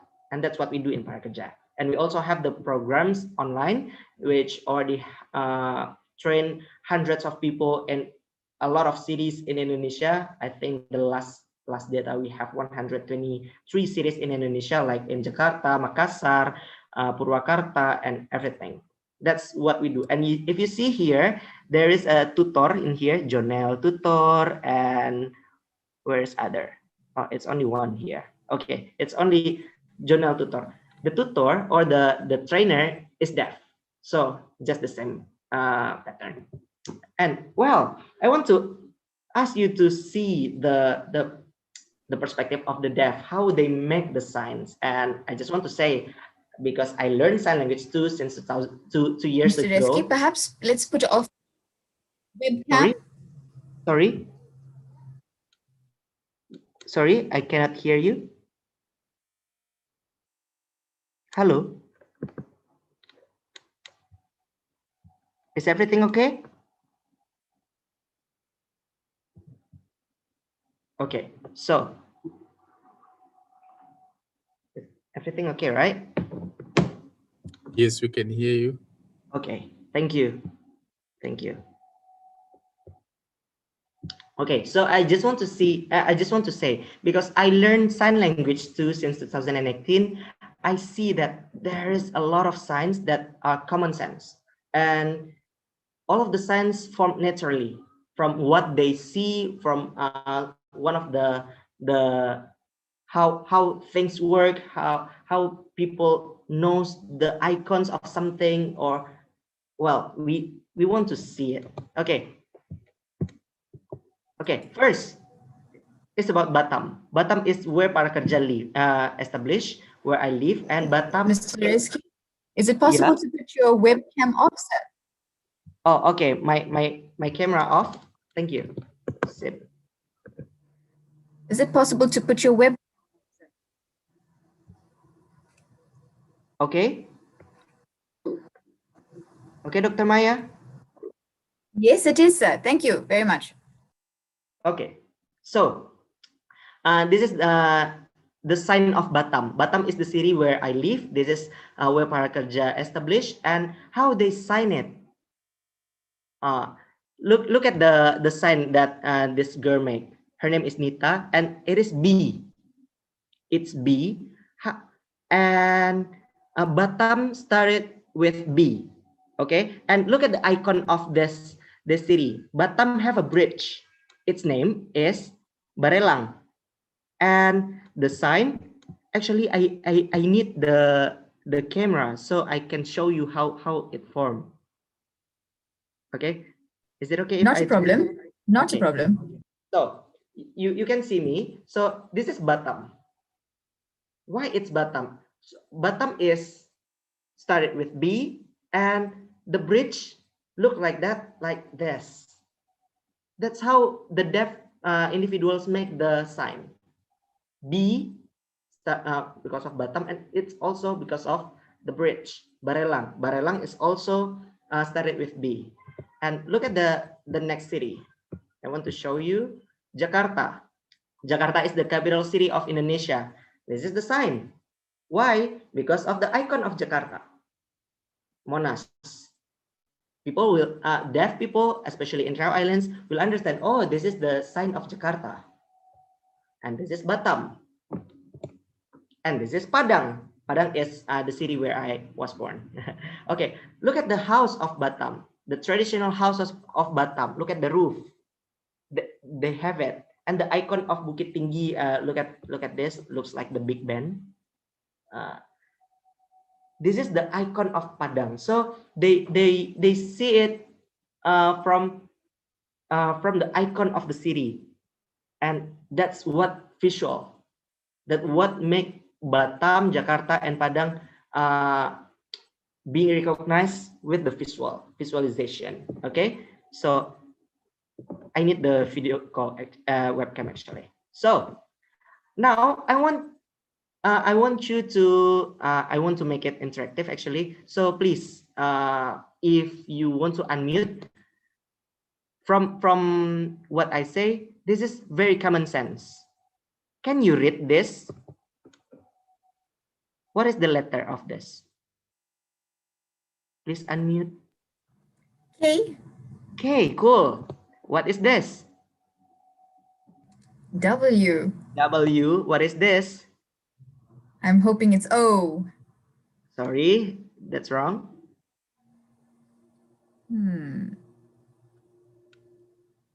Karen, help me. It's A. Is it a letter? Oh, it's an It's A. Okay. Miracle May has said A. Oh, you said O. I guess. No, Miracle May. She had said A. Oh, okay. So sorry. So that's A. What is this? Z. Z. This. U. U. L. L. U. U. Can you read that? KwaZulu, right? So it's how they make it, how they make the letters be visualized, how to make the letters that we do into the sign in their hands so they can read it. Once again, I said it's different in other country. In Indonesia, like this, but in United States, the K will be like this. The W will be like this. You see me, right? The A will be like this. The Z will be like this. The U will be like this. The L the same, but the U. So in American Sign Language, it will be like this. KwaZulu.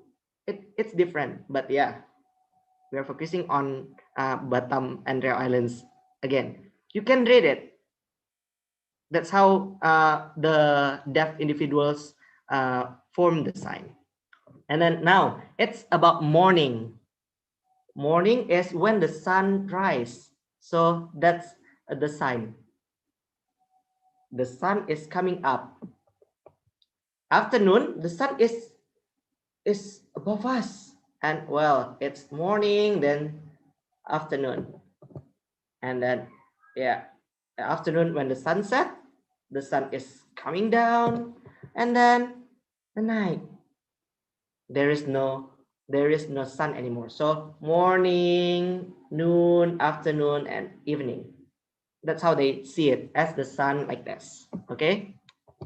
Now, it's about we already talked about the letters. We already talked about the cities and also time. Now I want to make you understand how the deaf people understand about the sign name. Like me, people call me Kiki, okay, or Reski. Okay, first, it's Bunga. Why her name looks like this? Because her name is Bunga. Bunga in Indonesia means flower. This is the flower. Oh, so they can make the sign name based on what is the meaning of their name. Okay, Bunga. Oh, this is the name of my friend. Her name is Bunga. Or how to make another sign. Looks like a Chandi. This is my friend Achendi. He is also deaf. Why his name is like this? Anyone can guess? I will give you the answer. Because his hairstyle looks like mohawk, and if it's long enough, the hair will be like this. Oh, okay, that's why his name is Achendi, or this is Achendi, it means Achendi. And what about me? The deaf communities know me as this. It's the K in international because I have a lot of achievements in international level. That's how they see it from my personality. And why it's on my eyebrow? Because I have a thick eyebrow. From all of the guys with the international K, with thick eyebrow, oh, that's Kiki. That's how they see it. It also can be from the spot, or maybe because of your hobbies, or maybe about I have a friend that she's deaf. She's afraid of ghost, and her sign name is Ghost because she is the only one deaf people who are afraid with ghost. And there is one with the sign name Cat. Why? Because she loves cat. There is no deaf communities who loves cat except her. Oh, okay, so her name is like that. So that's how they make the sign name of others. And then, well, I have an exercise for you. For everyone in here, I want you to unmute or turn on your video. I want to see. I'll show you some pictures, and I want you to guess the meaning of the sign or how the sign are formed. Are you ready? You have to be ready. Please turn on the video maybe, or unmute. This is the sign for guys. Laki-laki or male. Why the sign looks like this? Anybody can guess why this is the sign of guys? Sorry, it's not guys. Male. Anybody can guess? Maybe because males are traditionally in military and not female. Yeah, could be. Another one. There's another reason why it looks like this. Wears a hat? Yeah, wearing a hat. Another one. Yeah, because in traditional way of thinking, this is how we respect others, right? Like in military, we respect the leader, and then, well, the male should be respected. This is what I asked to the deaf communities. Why males like this? Yeah, because they wear hat, like Dr. Maya said. They go to the military, okay, and they also need to be respected. Okay, this is the sign of males, and it makes sense. Now, why the female is like this? Anybody can guess? Jewelry. Sorry? Jewelry. Yeah, jewelry, earrings. Yeah, even in Indonesia right now, as the most, the highest number of people with Muslim, yeah, we have a lot of Muslims here, #1 in the world, and most of them wear hijab, but the sign still like this because from in the beginning, if we talk about the IKS, yeah, the females wear the earrings. Even right now, we cannot see the ear like this girl. We cannot see the ear, but still, it's the identity. That's how the sign are formed. Now, I want you to turn on your video. How to sign cow? Can you guess? Because, well, back to the perspective, how the deaf see it. Dr. Maya, Kitten. Okay, Dr. Maya, one, we see later. Okay, Kitten, how? Dr. Andrea, Luna. Okay, Luna's same like Dr. Maya. Andrea, okay, we see. Are you right or not? Cool, you're right. Yeah, that's how they sign it. Now, can we make it bird? How to sign bird? Andrea, say that. Okay, Kitten like that. Luna like that. Maya Sri like that. Debra, okay. White like that. Okay, like that. Can we see? Okay, like that in India Islands. But well, in Yogyakarta, I see the sign like that. So it can be different based on the perspective of each city and how the culture influence that. Okay, thank you for your participation. That's just the exercises, and well done. Thank you. So I also want to say how the the deaf communities make the sentences. We just talk about the word, right? So I want to make the example. English, I eat banana. It's how we as the hearing people understand it audio, based on the audio. Okay, I eat banana, so I eat banana. In Indonesia, it's the same. Aku makan pisang. I means aku eat makan banana pisang. But if we say the Indonesian Sign Language and Bahasa Indonesia or Indonesian have the same grammar, no, sorry. The Indonesian and Indonesian Sign Language or Bisindo have different grammar. Like if I show you like aku makan pisang, I eat banana. If we make it based on the word by word, it will be like I eat banana. But it will make the deaf individuals confused.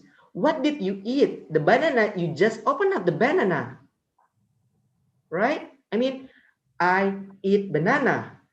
Okay, what did you eat? The banana is still here. So in Bisindo, the grammar will be like this. I, banana, we open and then eat. That's how the deaf communities understand. Oh, he's eating the banana. I am eating the banana. Because we have to open the banana first and then we eat. If we make it based on the what we as the audio people, we are hearing people like aku makan pisang, I eat banana, I eat banana. It will make them confused. Okay, so that's why we have to learn more. And then this is my last slide. This is the sign of love. So in sign language, there is a combination of word, the gesture, and also the expression, and also the direction. This is love. How to say, I love you and you love me. It will be like this. If I love you, it's also from me to you, right? And if you love me, it will be like this. Oh, you love me. I love you, you love me. It will have different meanings. Okay, so if we talk about the IKS, the perspective of indigenous knowledge system, that deaf individuals have their own perspective of how to understand things, how to interpreting something about, as we already see, they see something that very unique of ourselves, like Kiki like this, actually like this, Bunga from her name flower, and I love you like this. And it comes naturally. And as we already see that the sign of female is like this. Even right now, the girls in Indonesia cover their ears, but still the sign like this. So it comes from the great grandfathers, and then until now, that's how they interpreting something. And if they move to other city, it can be the different dialects. If we are in the hearing communities, we say it as dialects, but in sign, it will be have different sign. Like I want to show you, I learned sign in Batam. Get married will be like this. Okay, so the interpretation of deaf people in Batam, oh, they are going to sleep together. But in Yogyakarta, how they make the sign of get married, it's like this. There are two people, and in traditional event how to say it, the brides, they get like king and queen. And in Padang, the sign is like this. Oh, there are two people go together. So that's how it works. So thank you. I just want to say it's a great opportunity for me to share my my experience in learning sign language and also to spread awareness of sign language to hearing people in Indonesia. And if you want to contact me, you can follow me on Instagram and also on TikTok, because I am content creator about sign language and disability issue. And if you want to send me emails, this is my email, and go to Parakerja website, as we already have thousands of people joining the campaign in Indonesia to make the more inclusive society, workplace, and also institution, and also education. I just want to say thank you very much for your attention. I give the stage back to the Dr. Maya. Thank you. Reski, or Kiki, as you are fondly known as well. Thank you very much. As always, very much happy to work with you. And I think what we're looking at here is how knowledge is produced from a very unique cultural, perspective and context, and how, if we do it from the knowledge perspective or the knowledge holders perspective, we can have co-creation happening where it's fully much grounded in their understanding, their philosophy, their practice. And we're very happy for the practical support that you're offering, through your work. So colleagues, I'm going to open the space now for us to put some of the, I think, very much burning questions to all the panelists. So if I can invite our panelists to at least put on our cameras, and I will invite questions from perhaps the chat, as well as even the raise your hand function. So we have our 4 panelists. I know Dr. Zimo doesn't have her camera on from even before, but please, colleagues, you are most welcome to put some questions across.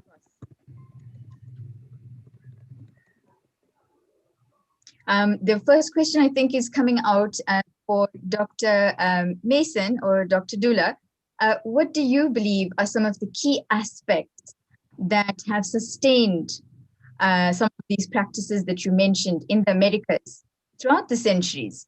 And I think maybe a little bit more practically, what are those practical ways to keep these traditional birth practices alive from an IKS knowledge life cycle perspective? Wow, so wonderful presentations, everyone, first of all. Truthfully, if I had to say it as succinctly as possible, what so many others have said, it begins, first of all, with what we value in the home. It's really easy for us to look and to talk about what the institutions need to do. But if in the home, we are not valuing these things, if in the home, we are telling our children that you will arrive when you do this thing in Western culture, et cetera, and they get that message from us first, as the first teachers, as the first mentors. When we do that first, and then they go to the institution and we say, oh, you've arrived, oh, you know, unless we can find a balance first in the home. In many cultures, including my own, my parents, they moved out of the very rural areas, off the farms and everything, but they made sure that we were still connected as young people. We still had to go to the farm to know what to do on the dirt roads, out in the country. So here I am, I'm Dr. Mason. My mother before she passed was in the process of doing all those things. However, unless it's in the home first, and that is anything, unless it starts in the home and valued in the home, and we present Indigenous knowledge as the core of our existences throughout the millennia, and see Western knowledge as an addition to, then I don't think we can ever really sustain it the way we want. Indigenous knowledge is sustained by people. Once we put it in an institution, it becomes antiquated and old because it must be alive. That's what I would say. Thank you very much, Dr. Dula. I think in keeping with that, perhaps we're asking, are we saying that Western knowledge management systems, the way they currently sit as museums, archives, are they still marginalizing, or are they still very much irrelevant to to the way of the IKS knowledge life cycle? Other colleagues? What is our thinking on that? Any of the panelists can respond. Sorry, can you repeat the question? Savita, the idea is, are we thinking that the Western knowledge management systems, like the museums, archives, as they stand now, as instruments of knowledge management, are they still very much irrelevant, or to an extent, are they marginalizing it from the way we've been conceptualizing it today? I think they've made a valuable contribution. Like, for instance, I am aware of the shortcomings in India where we don't showcase national heritage craft and things like that.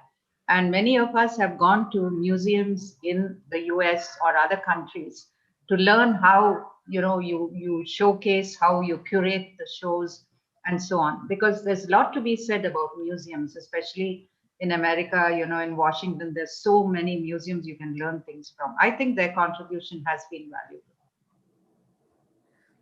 Thank you so much, Savitama. I see Prof. Nkondo. Yes, Prof? Yes, thanks very much. Just quickly, thanks very much, Maestri. Just, I think perhaps we have just completed, I think, a year ago, the National Information and Library Services Policy. And there we talk about how the various information institutions, that is, libraries, archives, and museums, are changing the way they select and organize their materials. There used to be a time, at least in South Africa, when you won't find anything indigenous in the major libraries. You find in some backyard a lot of work by Plato and Socrates, somewhere in the backyard.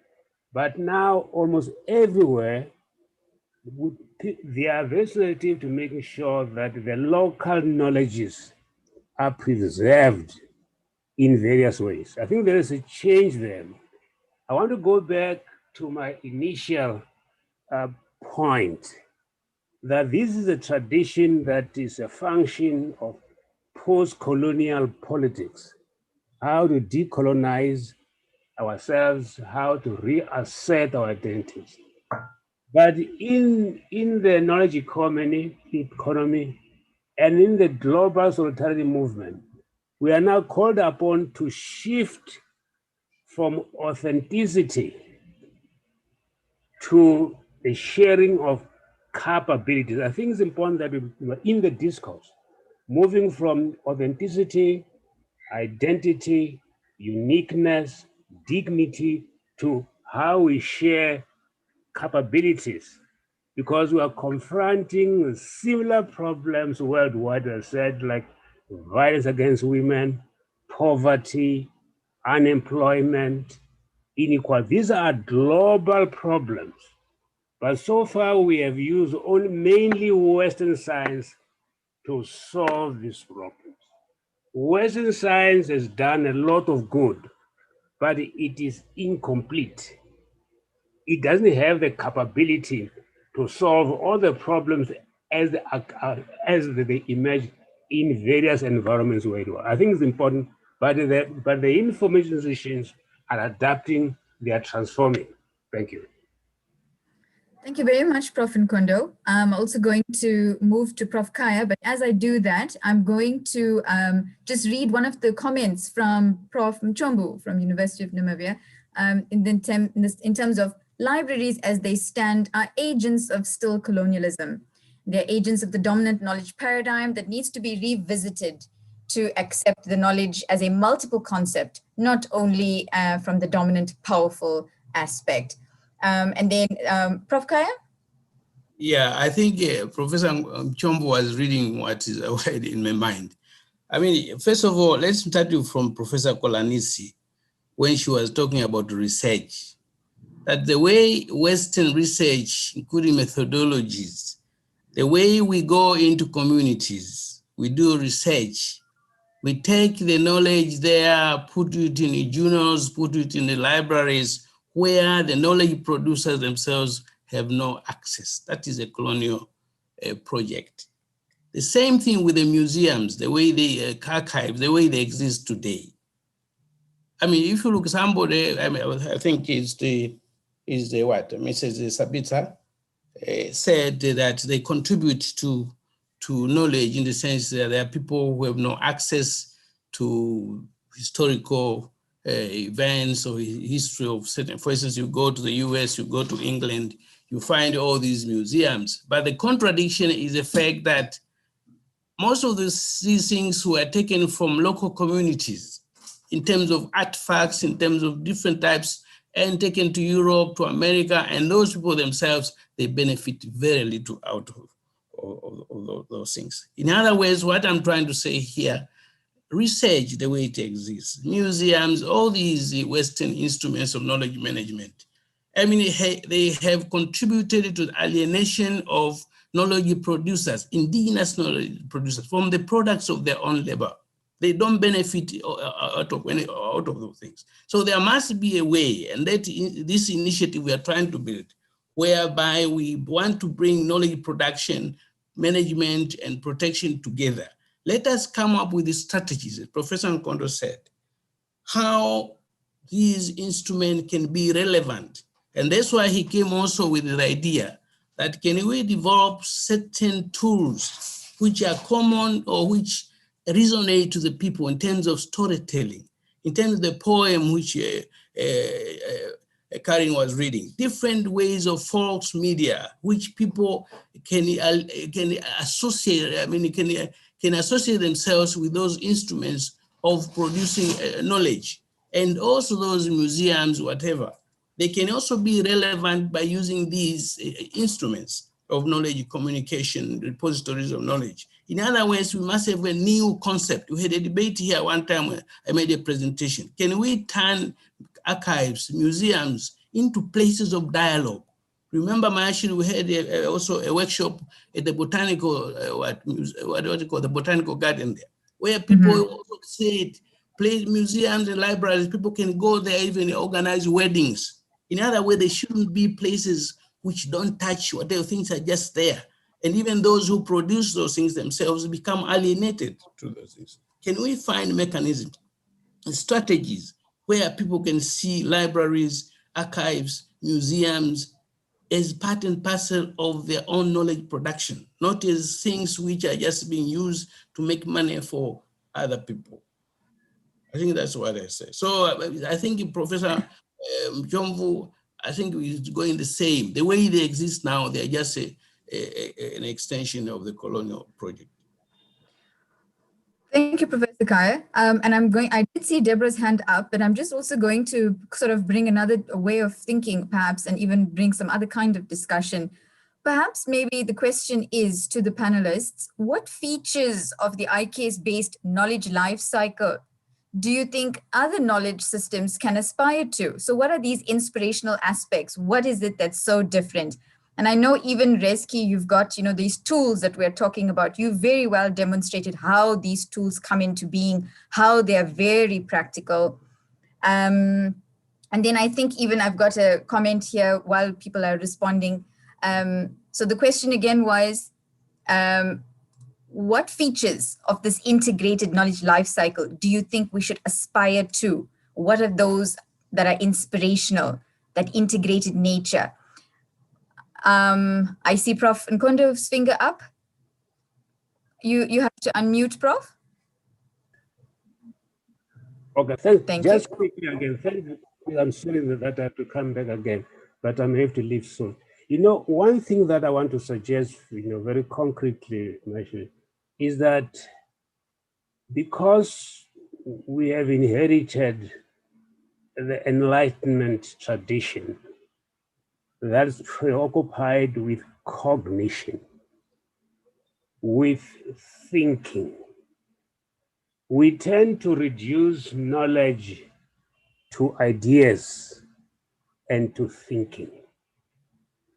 What is peculiar and distinctive about African epistemology is that it tends to combine technically exploitable knowledge with ethical wisdom, which means when you meet somebody and you listen very carefully, the act of listening and speaking is a function of a social dynamic.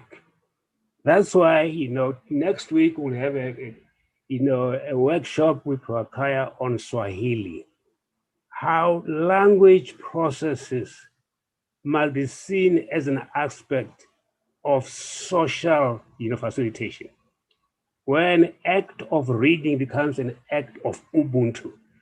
And this problem with the West, that cognition and the affections were disconnected. And we can use Ubuntu, and I can say, no, it is possible, even within the curriculum, to educate not just for thought, but to educate also in the same process for feeling and attitude. I think that's an interesting pedagogy, where it's both intellectual, social, and ethical. It is a major paradigm shift that IKS can introduce into world civilizations. Thank you. Thank you very much, Prof. Nkondo. And then colleagues, as we are going to, I see Andrea's hand is up. Please, Dr. Dula, and then Professor Kaya. And then we will go into the breakaways for which we have links. Dr. Mason? I just wanted to briefly respond. Ketan had a question about how to involve our parents and our grandparents and elders. It's my absolutely favorite question, because when we find out that we're disconnected, the simplest thing is to go and begin to gather from them. It's just asking the questions, beginning to store that, because like the image I showed in my presentation, you will be an elder one day. So you go and you gather. Perhaps it's been broken, but you go and you gather. That's the simple answer to that. The other one I want to point out is when we are talking about institutions versus community, I believe those are two different things. I think in some ways we're associating them as the same thing, but they're not.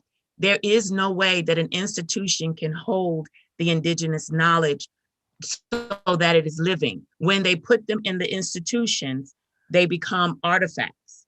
And so to store them as artifacts is one objective. To be included on the international stage, the information, to be honored for the knowledge we hold is one objective. However, another objective is to make sure that that knowledge continues to be in the communities and families and is living and breathing. And that's two different objectives. I just wanted to point that out. Thank you, Dr. Dula. And I'm going to have Prof. Kaya there. I just also wanted to read a comment by Magda, Prof. Some museums are collaborating with indigenous communities and artists to share intangible heritage, and they've become platforms for sharing and open debates in the Port Elizabeth and Graaff-Reinet areas in South Africa, where we established a wonderful collaboration constructed together with KwaZulu-Natal leaders, community, and school children.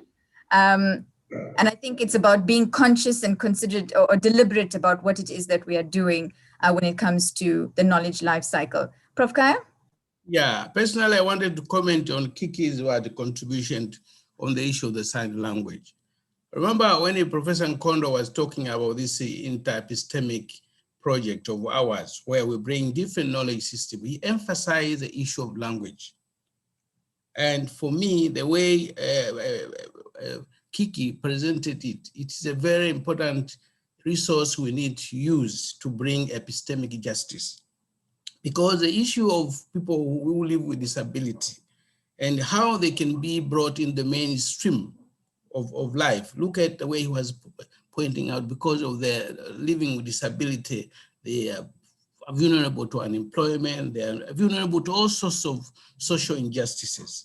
And if we can use different forms of language, which are cultural and ecological specific, as was pointing also, I lived in Borneo there for 2 years. I was in Brunei, Dar es Salaam there. So you find that different ethnic groups there, and each one of them has a different way of understanding. So when it comes to disability, such as being deaf, whatever, it becomes even more complicated. So the more we understand language and how different social groups respond or understand language is very important for epistemic justice and social inequalities. And as part of our initiative, I think we should explore how do we use these different ways of understanding one another across social groups, culture, and ecosystems to promote epistemic justice. Yep. Thank you very much, Prof. Kaya. I see there's also a lot of, I think Prof. Kolonisi is saying this is a very good model of redirecting and repositioning the purpose of museums in terms of responding to Magda. I think there's been a lot of engagements. Reski, Kiki, do you want to respond to Prof. Kaya? Okay, thank you, Prof. Kaya, for your perspective. And yes, because of the lack of understanding of Bisindo or sign language of Indonesia in Indonesia, it makes the deaf community becomes more vulnerable for they don't get the informations, they don't understand what was happening. Even like last year when the COVID-19 started, most of the not most, I can say all of the deaf communities get impacted because all of the people should wear the mask, and yeah, many of the hearing communities cannot sign, right? They cannot communicate in sign language, and most of the times the deaf communities try to communicate with the hearing people by lip reading. But now we have to cover our mouth, and it makes the deaf communities hard to understand what are the hearing people want to say and try to communicate with them, right? And even it becomes harder because the epidemic like this, the COVID-19 started, and with the lack of sign language interpreters in Indonesia, it's hard to educate the deaf people in Indonesia about what is happening right now, why people cover their mouth, why we have to wash our hands and like that, right? And I just want to say that in Indonesia, we have million of deaf people. I guess it's around 9 million deaf people in here in Indonesia. And you know, the sign language interpreter is only 135. And I am one of the sign language interpreter, and it makes the communication to the deaf communities becomes harder because one interpreters have to help more and with the huge number of deaf people. Like in Riau Islands, I am the only one interpreter, and yeah, there's a lot of people ask me, Kiki, please help to educate the deaf communities about this virtual learning at school, about this COVID, about this everything. And then yeah, we Thanks, Reski. I think you're also just reiterating what Prof is just mentioned about it. And I think we've got a lot of colleagues here that are saying, Magda, she's happy to share on the work that is ongoing. I think people have been trying to push towards this revisioning. I mean, even if Sabitama had mentioned about, you know, she showed us pictures, is the museum in the home of the weaver? You know, is that where the true archive is? Or is it, if you take it into the conventional museum or archive, is it that the only time that we can say we've truly curated? Because there is where you can see in true life, in true practice, the very holistic way of even how the rasam was made and conceptualized, or how it is different across the different cities in India. So colleagues, I'm going to take us to the breakaway rooms. We have, of course, not a lot of time, but I think we want to show you the structure of the the kind of way forward. We're trying to build this roadmap to which I think we'd like to build on, so that this isn't the last. Karen, I have your hand up. Prof. Kaya, sorry to go in front. Actually, my suggestion was going to be, is it possible for us to share the the PowerPoint presentation with those key points in this main meeting just for a few minutes because we've run quite over. And then tomorrow we'll have longer breakaway sessions because by the time we all get into the breakaway sessions, I think we'll probably have about 10 minutes to discuss with each other. So possibly we get the thoughts flowing today, and then tomorrow we try our best to stay in the program because this is so fascinating and exciting for all of us. But then try have the longer breakaway sessions tomorrow, but just at least for everyone who's here, get an idea of the questions we're considering. And then tomorrow we make sure we have the 1 hour set aside. All right, so I'm just trying to pull up the kind of guiding questions that we are trying to put forward. As Karen has indicated. Don't worry, Maisha, I'll do it for you. It's the PowerPoint. Oh, there, you've got it there. Okay, great. All right, so this is just sort of a way to say that we have a very holistic, multidisciplinary communal approach to the IKS-based knowledge life cycle. And it basically is talking to the approaches to knowledge creation, sharing, preservation, and protection. And it's basically articulating the very much of a symbiotic integration of tacit and explicit knowledge. And again, these words of curation, looking at it from a socio-cultural, spiritual perspective. So yes, we've brought everyone together today, and I think this is not the last, and there's lots of ongoing communication between colleagues. And I'm very happy for the sharing of knowledge and experiences. And we'd like to now put that in practice from a research, human capital development, knowledge brokerage, community engagement sort of perspective. So these were the typical examples that we were trying to address in the breakaway. You know, looking at people from your own experience, what are the prospects and challenges if we want to interface your project or your idea of IKS with other knowledge and technology systems, including the information communication? How can the IKS-based life cycle be interfaced with other knowledge systems, including ICTs, to meet these global challenges, like we're saying, to become current, to become relevant? How can our knowledge systems become current in terms of epistemic justice? I see there's already some comments there in the chat. Do you have possibly some examples of the knowledge management practices that articulate this IKS-based knowledge life cycle? So building on what was shared by our panelists today, and over and above that, even if it comes in the form of a booklet or a photo essay.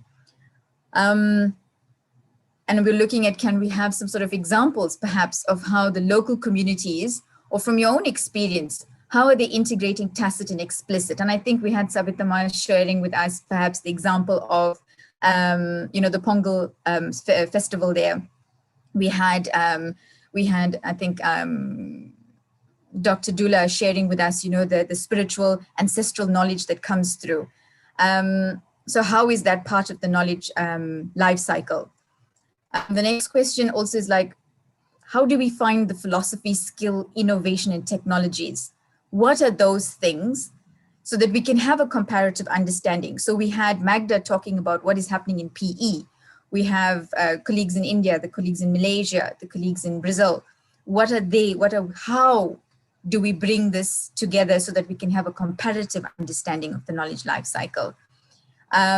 And I think we've already asked, how can the Western knowledge management systems, these libraries, archives, and museums, how can they revision their function and practice?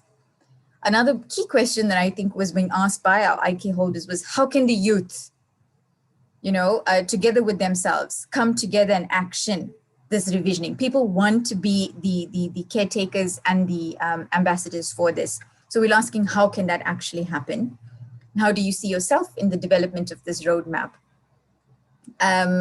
So even if it means, we'd like to publish books on this, we'd like to open spaces on this, we'd like to have policies on that, we'd like to revisit these things.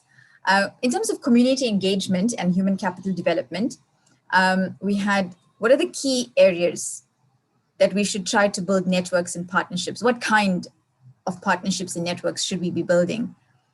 What kind of networks and partnerships would you like to build when it comes from in terms of an IKS-based knowledge lifecycle?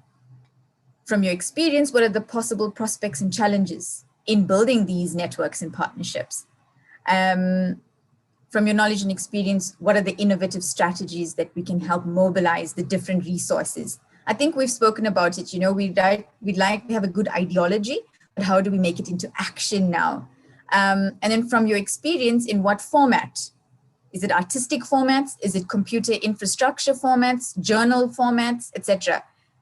What is the best way that we can articulate this life cycle or the integrated knowledge life cycle? And then I think we've come to the end. There's one more. If there are, like Magda was explaining, if there are examples of these physical platforms, where can knowledge stakeholders are already engaging to as a safe network where they share their life cycle content? If it's in the book that was published by Savitama, if Reski's got his institute there where they're teaching tools, how has this worked and how can we learn from it? I think even Dr. Dula had mentioned their website as well. So in your experience, how can the different digital art forms be part of the knowledge life cycle? I think we shared in the video right at the beginning, Karen, she had those paintings that were done by students. How can that be used and harnessed? And in your experience, how can different community development processes and projects use these knowledge life cycle integrated nature to develop strategies and programs? Again, how do you see yourself? I think that's basically what we're asking. This is not a one-man show. We're asking how can it be continued? What is it that you're doing and how can we continue to do that to realize a new way of doing things? I see some comments here. There is one here. There could be a clash of knowledges where one knowledge system is recorded, the other is oral. So we're looking at oral tradition and thus not available in a large quantity. So unless one can have also an oral archive, the system runs the danger of being biased in favor of only those that are recorded versus the oral nature, which is part of the majority of our populations. Right, Prof. Kai, I'm not sure if your hand is still up from before. Sorry, it's a mistake. Yeah. Sorry, no. All right, colleagues. So this is ideally what it is, and we're going to be working with a lot of young people. I know, Keith, and there's Luna for tomorrow. Luna, perhaps we see your good face. Reski, I know Savitama had mentioned her family members that are also very much passionate on what it is, carrying forward those turmeric stained pages that she got from her mom. How to carry the knowledge, to disseminate, because that is the main thing. We'd like people to learn and benefit from this vast knowledge. So I think these are what the questions or the thought process. I know maybe it might be heavy for us to deal with now. We're all a bit tired, I guess. So perhaps we'll share this with you. And if we can sort of get some sort of thinking and process behind it. I know everyone has their unique lived experience, their unique understanding of their cultural context or their whole engagement with the different knowledge management, production and protection mechanisms. And I think even Dr. Dula had mentioned preservation. There's lots of terminologies going around. But I'd like to thank, everyone for giving us that time, giving us that space where this is not the end. Tomorrow we continue again. And we have a lot more to talk about from different perspectives as well. But these standard questions for the breakaway will stay. And we'd very much, I think even as, again, when we go home, I can even have my own family engage with us in terms of these questions. What are we looking for? What are we hoping for? I have another chat here. I think that's a very good, valid question. Who is the knowledge being preserved for? Are we doing it because we think it's important from our side, or who are we preserving the knowledge for? And perhaps we need to even ask them as the users, end users, what do you want from the system? I know we were talking about t-shirts and shorts as opposed to woven saris, but what do you want? Luna, I see your face. Please just tell us a little bit about yourself before we see you again tomorrow. Hello, everyone. Thank you.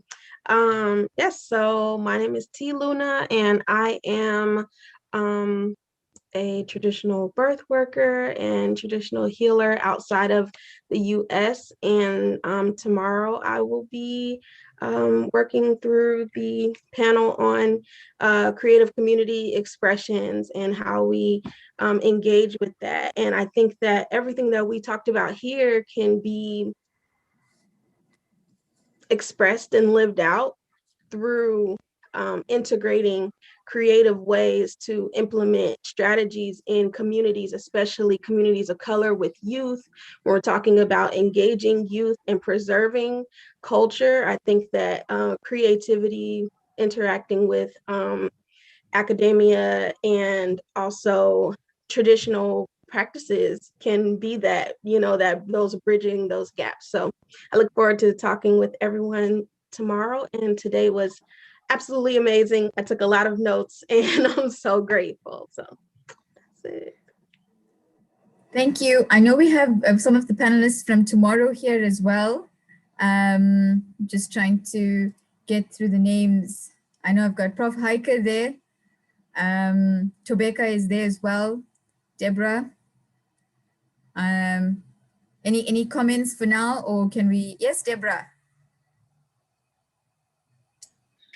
Hi, thanks. Today's been amazing. I've also taken lots of notes and yeah, brilliant presentations, everybody. Thank you. And yeah, I look forward to just sharing some of our experiences of trying to put a lot of these considerations into a digital platform, because I think what was asked earlier was, is the institutional sort of archive, does it become irrelevant when dealing with Indigenous knowledge? And I suppose now that we're entering, well, we are in the digital age, and as things become more and more, as access becomes sort of digital, which means that we can reach further and everyone can, as you say, during COVID, it's highlighted more and more the fact that we're having to speak to each other, but also in very different ways, different formats. We can't just reach out anymore, we can't even touch each other anymore. We're speaking over computers and videos like this. So the fact is that the digital world has made everything more accessible, especially during this time, and will continue to do so. But more than ever, there has to be absolute interrogation and mindfulness as to how this knowledge gets put into the digital realm. Very importantly, because the old paradigm of archiving was kind of, very, here's the box, this is what it's called. But nobody interrogated who called it that. Why did they call it that? In what context? Where did it come? There's so much that has happened.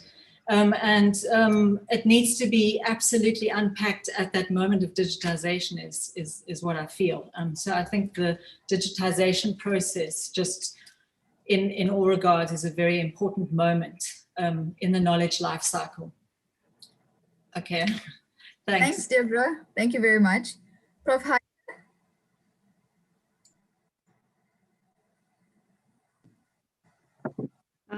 Okay, now you put me on the spot here. I'll be trying to share all our experiences that we had with the communities co-creating technologies, and that will probably answer a lot of those questions that you have put up there. So what are different ways of preserving or safeguarding or actually revitalizing Indigenous knowledge? And as Dr. Andrea said, Indigenous knowledge is alive and it shouldn't be put in some databases, archives or whatever.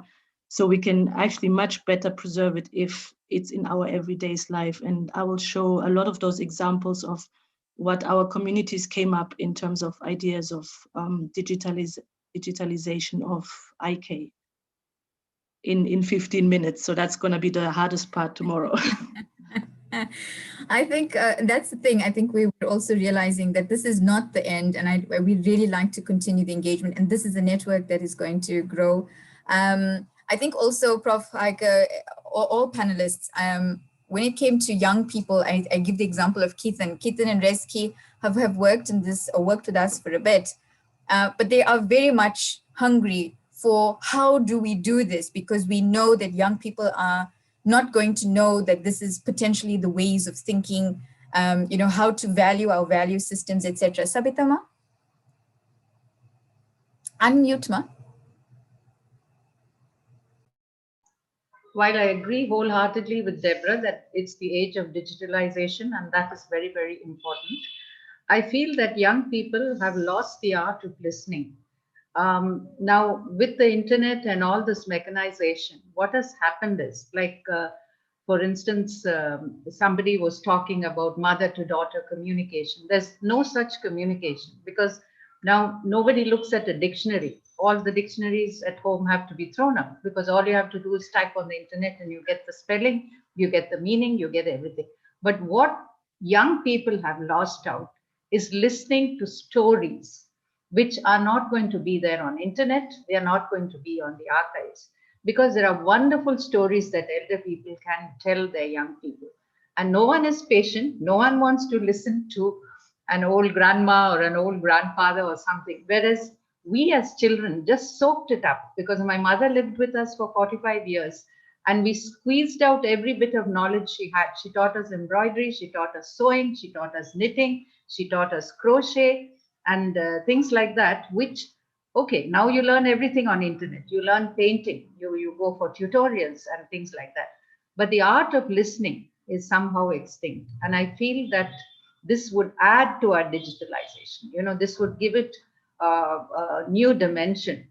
I don't know how many will agree with me, but I think that is it. See, I have a Kindle. My grandchildren presented me with a Kindle and I do use it. But there's nothing like opening a book, reading it, smelling the pages and devouring everything in it and putting in a bookmark. That's my opinion. I agree.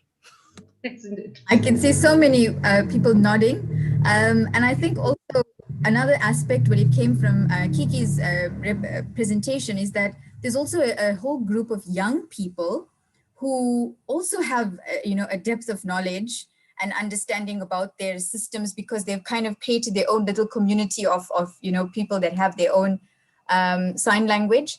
And they also want to share, and we also need to be listening to the other types of marginalized groups. So if the elderly is going to be looked at as a marginalized group, you know, in terms of their experience and wisdom, we're also looking at other marginalized types of social groups like the one that Kiki had presented and finding innovative ways for them to be heard. Because, you know, it's so finding that type of balance. Colleagues, I know that we'd like to sit here till through, I don't know, I think it'll be supper now in India or in Indonesia or past, and we're like going into lunch in the US there. Colleagues, Prof. Kaya, perhaps to help us close the day and then meet again fresh tomorrow. Yeah, personally, I would like to thank all the participants. It was very nice, honestly, I must be honest, and all the panelists, whatever. So we are looking forward to continuation tomorrow with the discussion. As I said, we need to have as many inputs as possible to make this platform successful. So the more we engage ourselves with the questions prepared, including your own experiences, I think we make this thing a very big success internationally. Thank you. All right, so we welcome you again. I think we're starting close to the same time. Maybe if we can, we'll start a little at the same time that we joined today, again to test. And please have a pleasant rest of the day. And we welcome you again tomorrow. Anything that you require, please send us an email, and Karen and myself, we try our best to assist. The curated presentations we will share tomorrow, just so that you can also see some of the examples that we've collected over time as to what we'd like to add to the collection. You can share even your own examples, your own websites, so that people can be aware of what is already out there and what we can build on.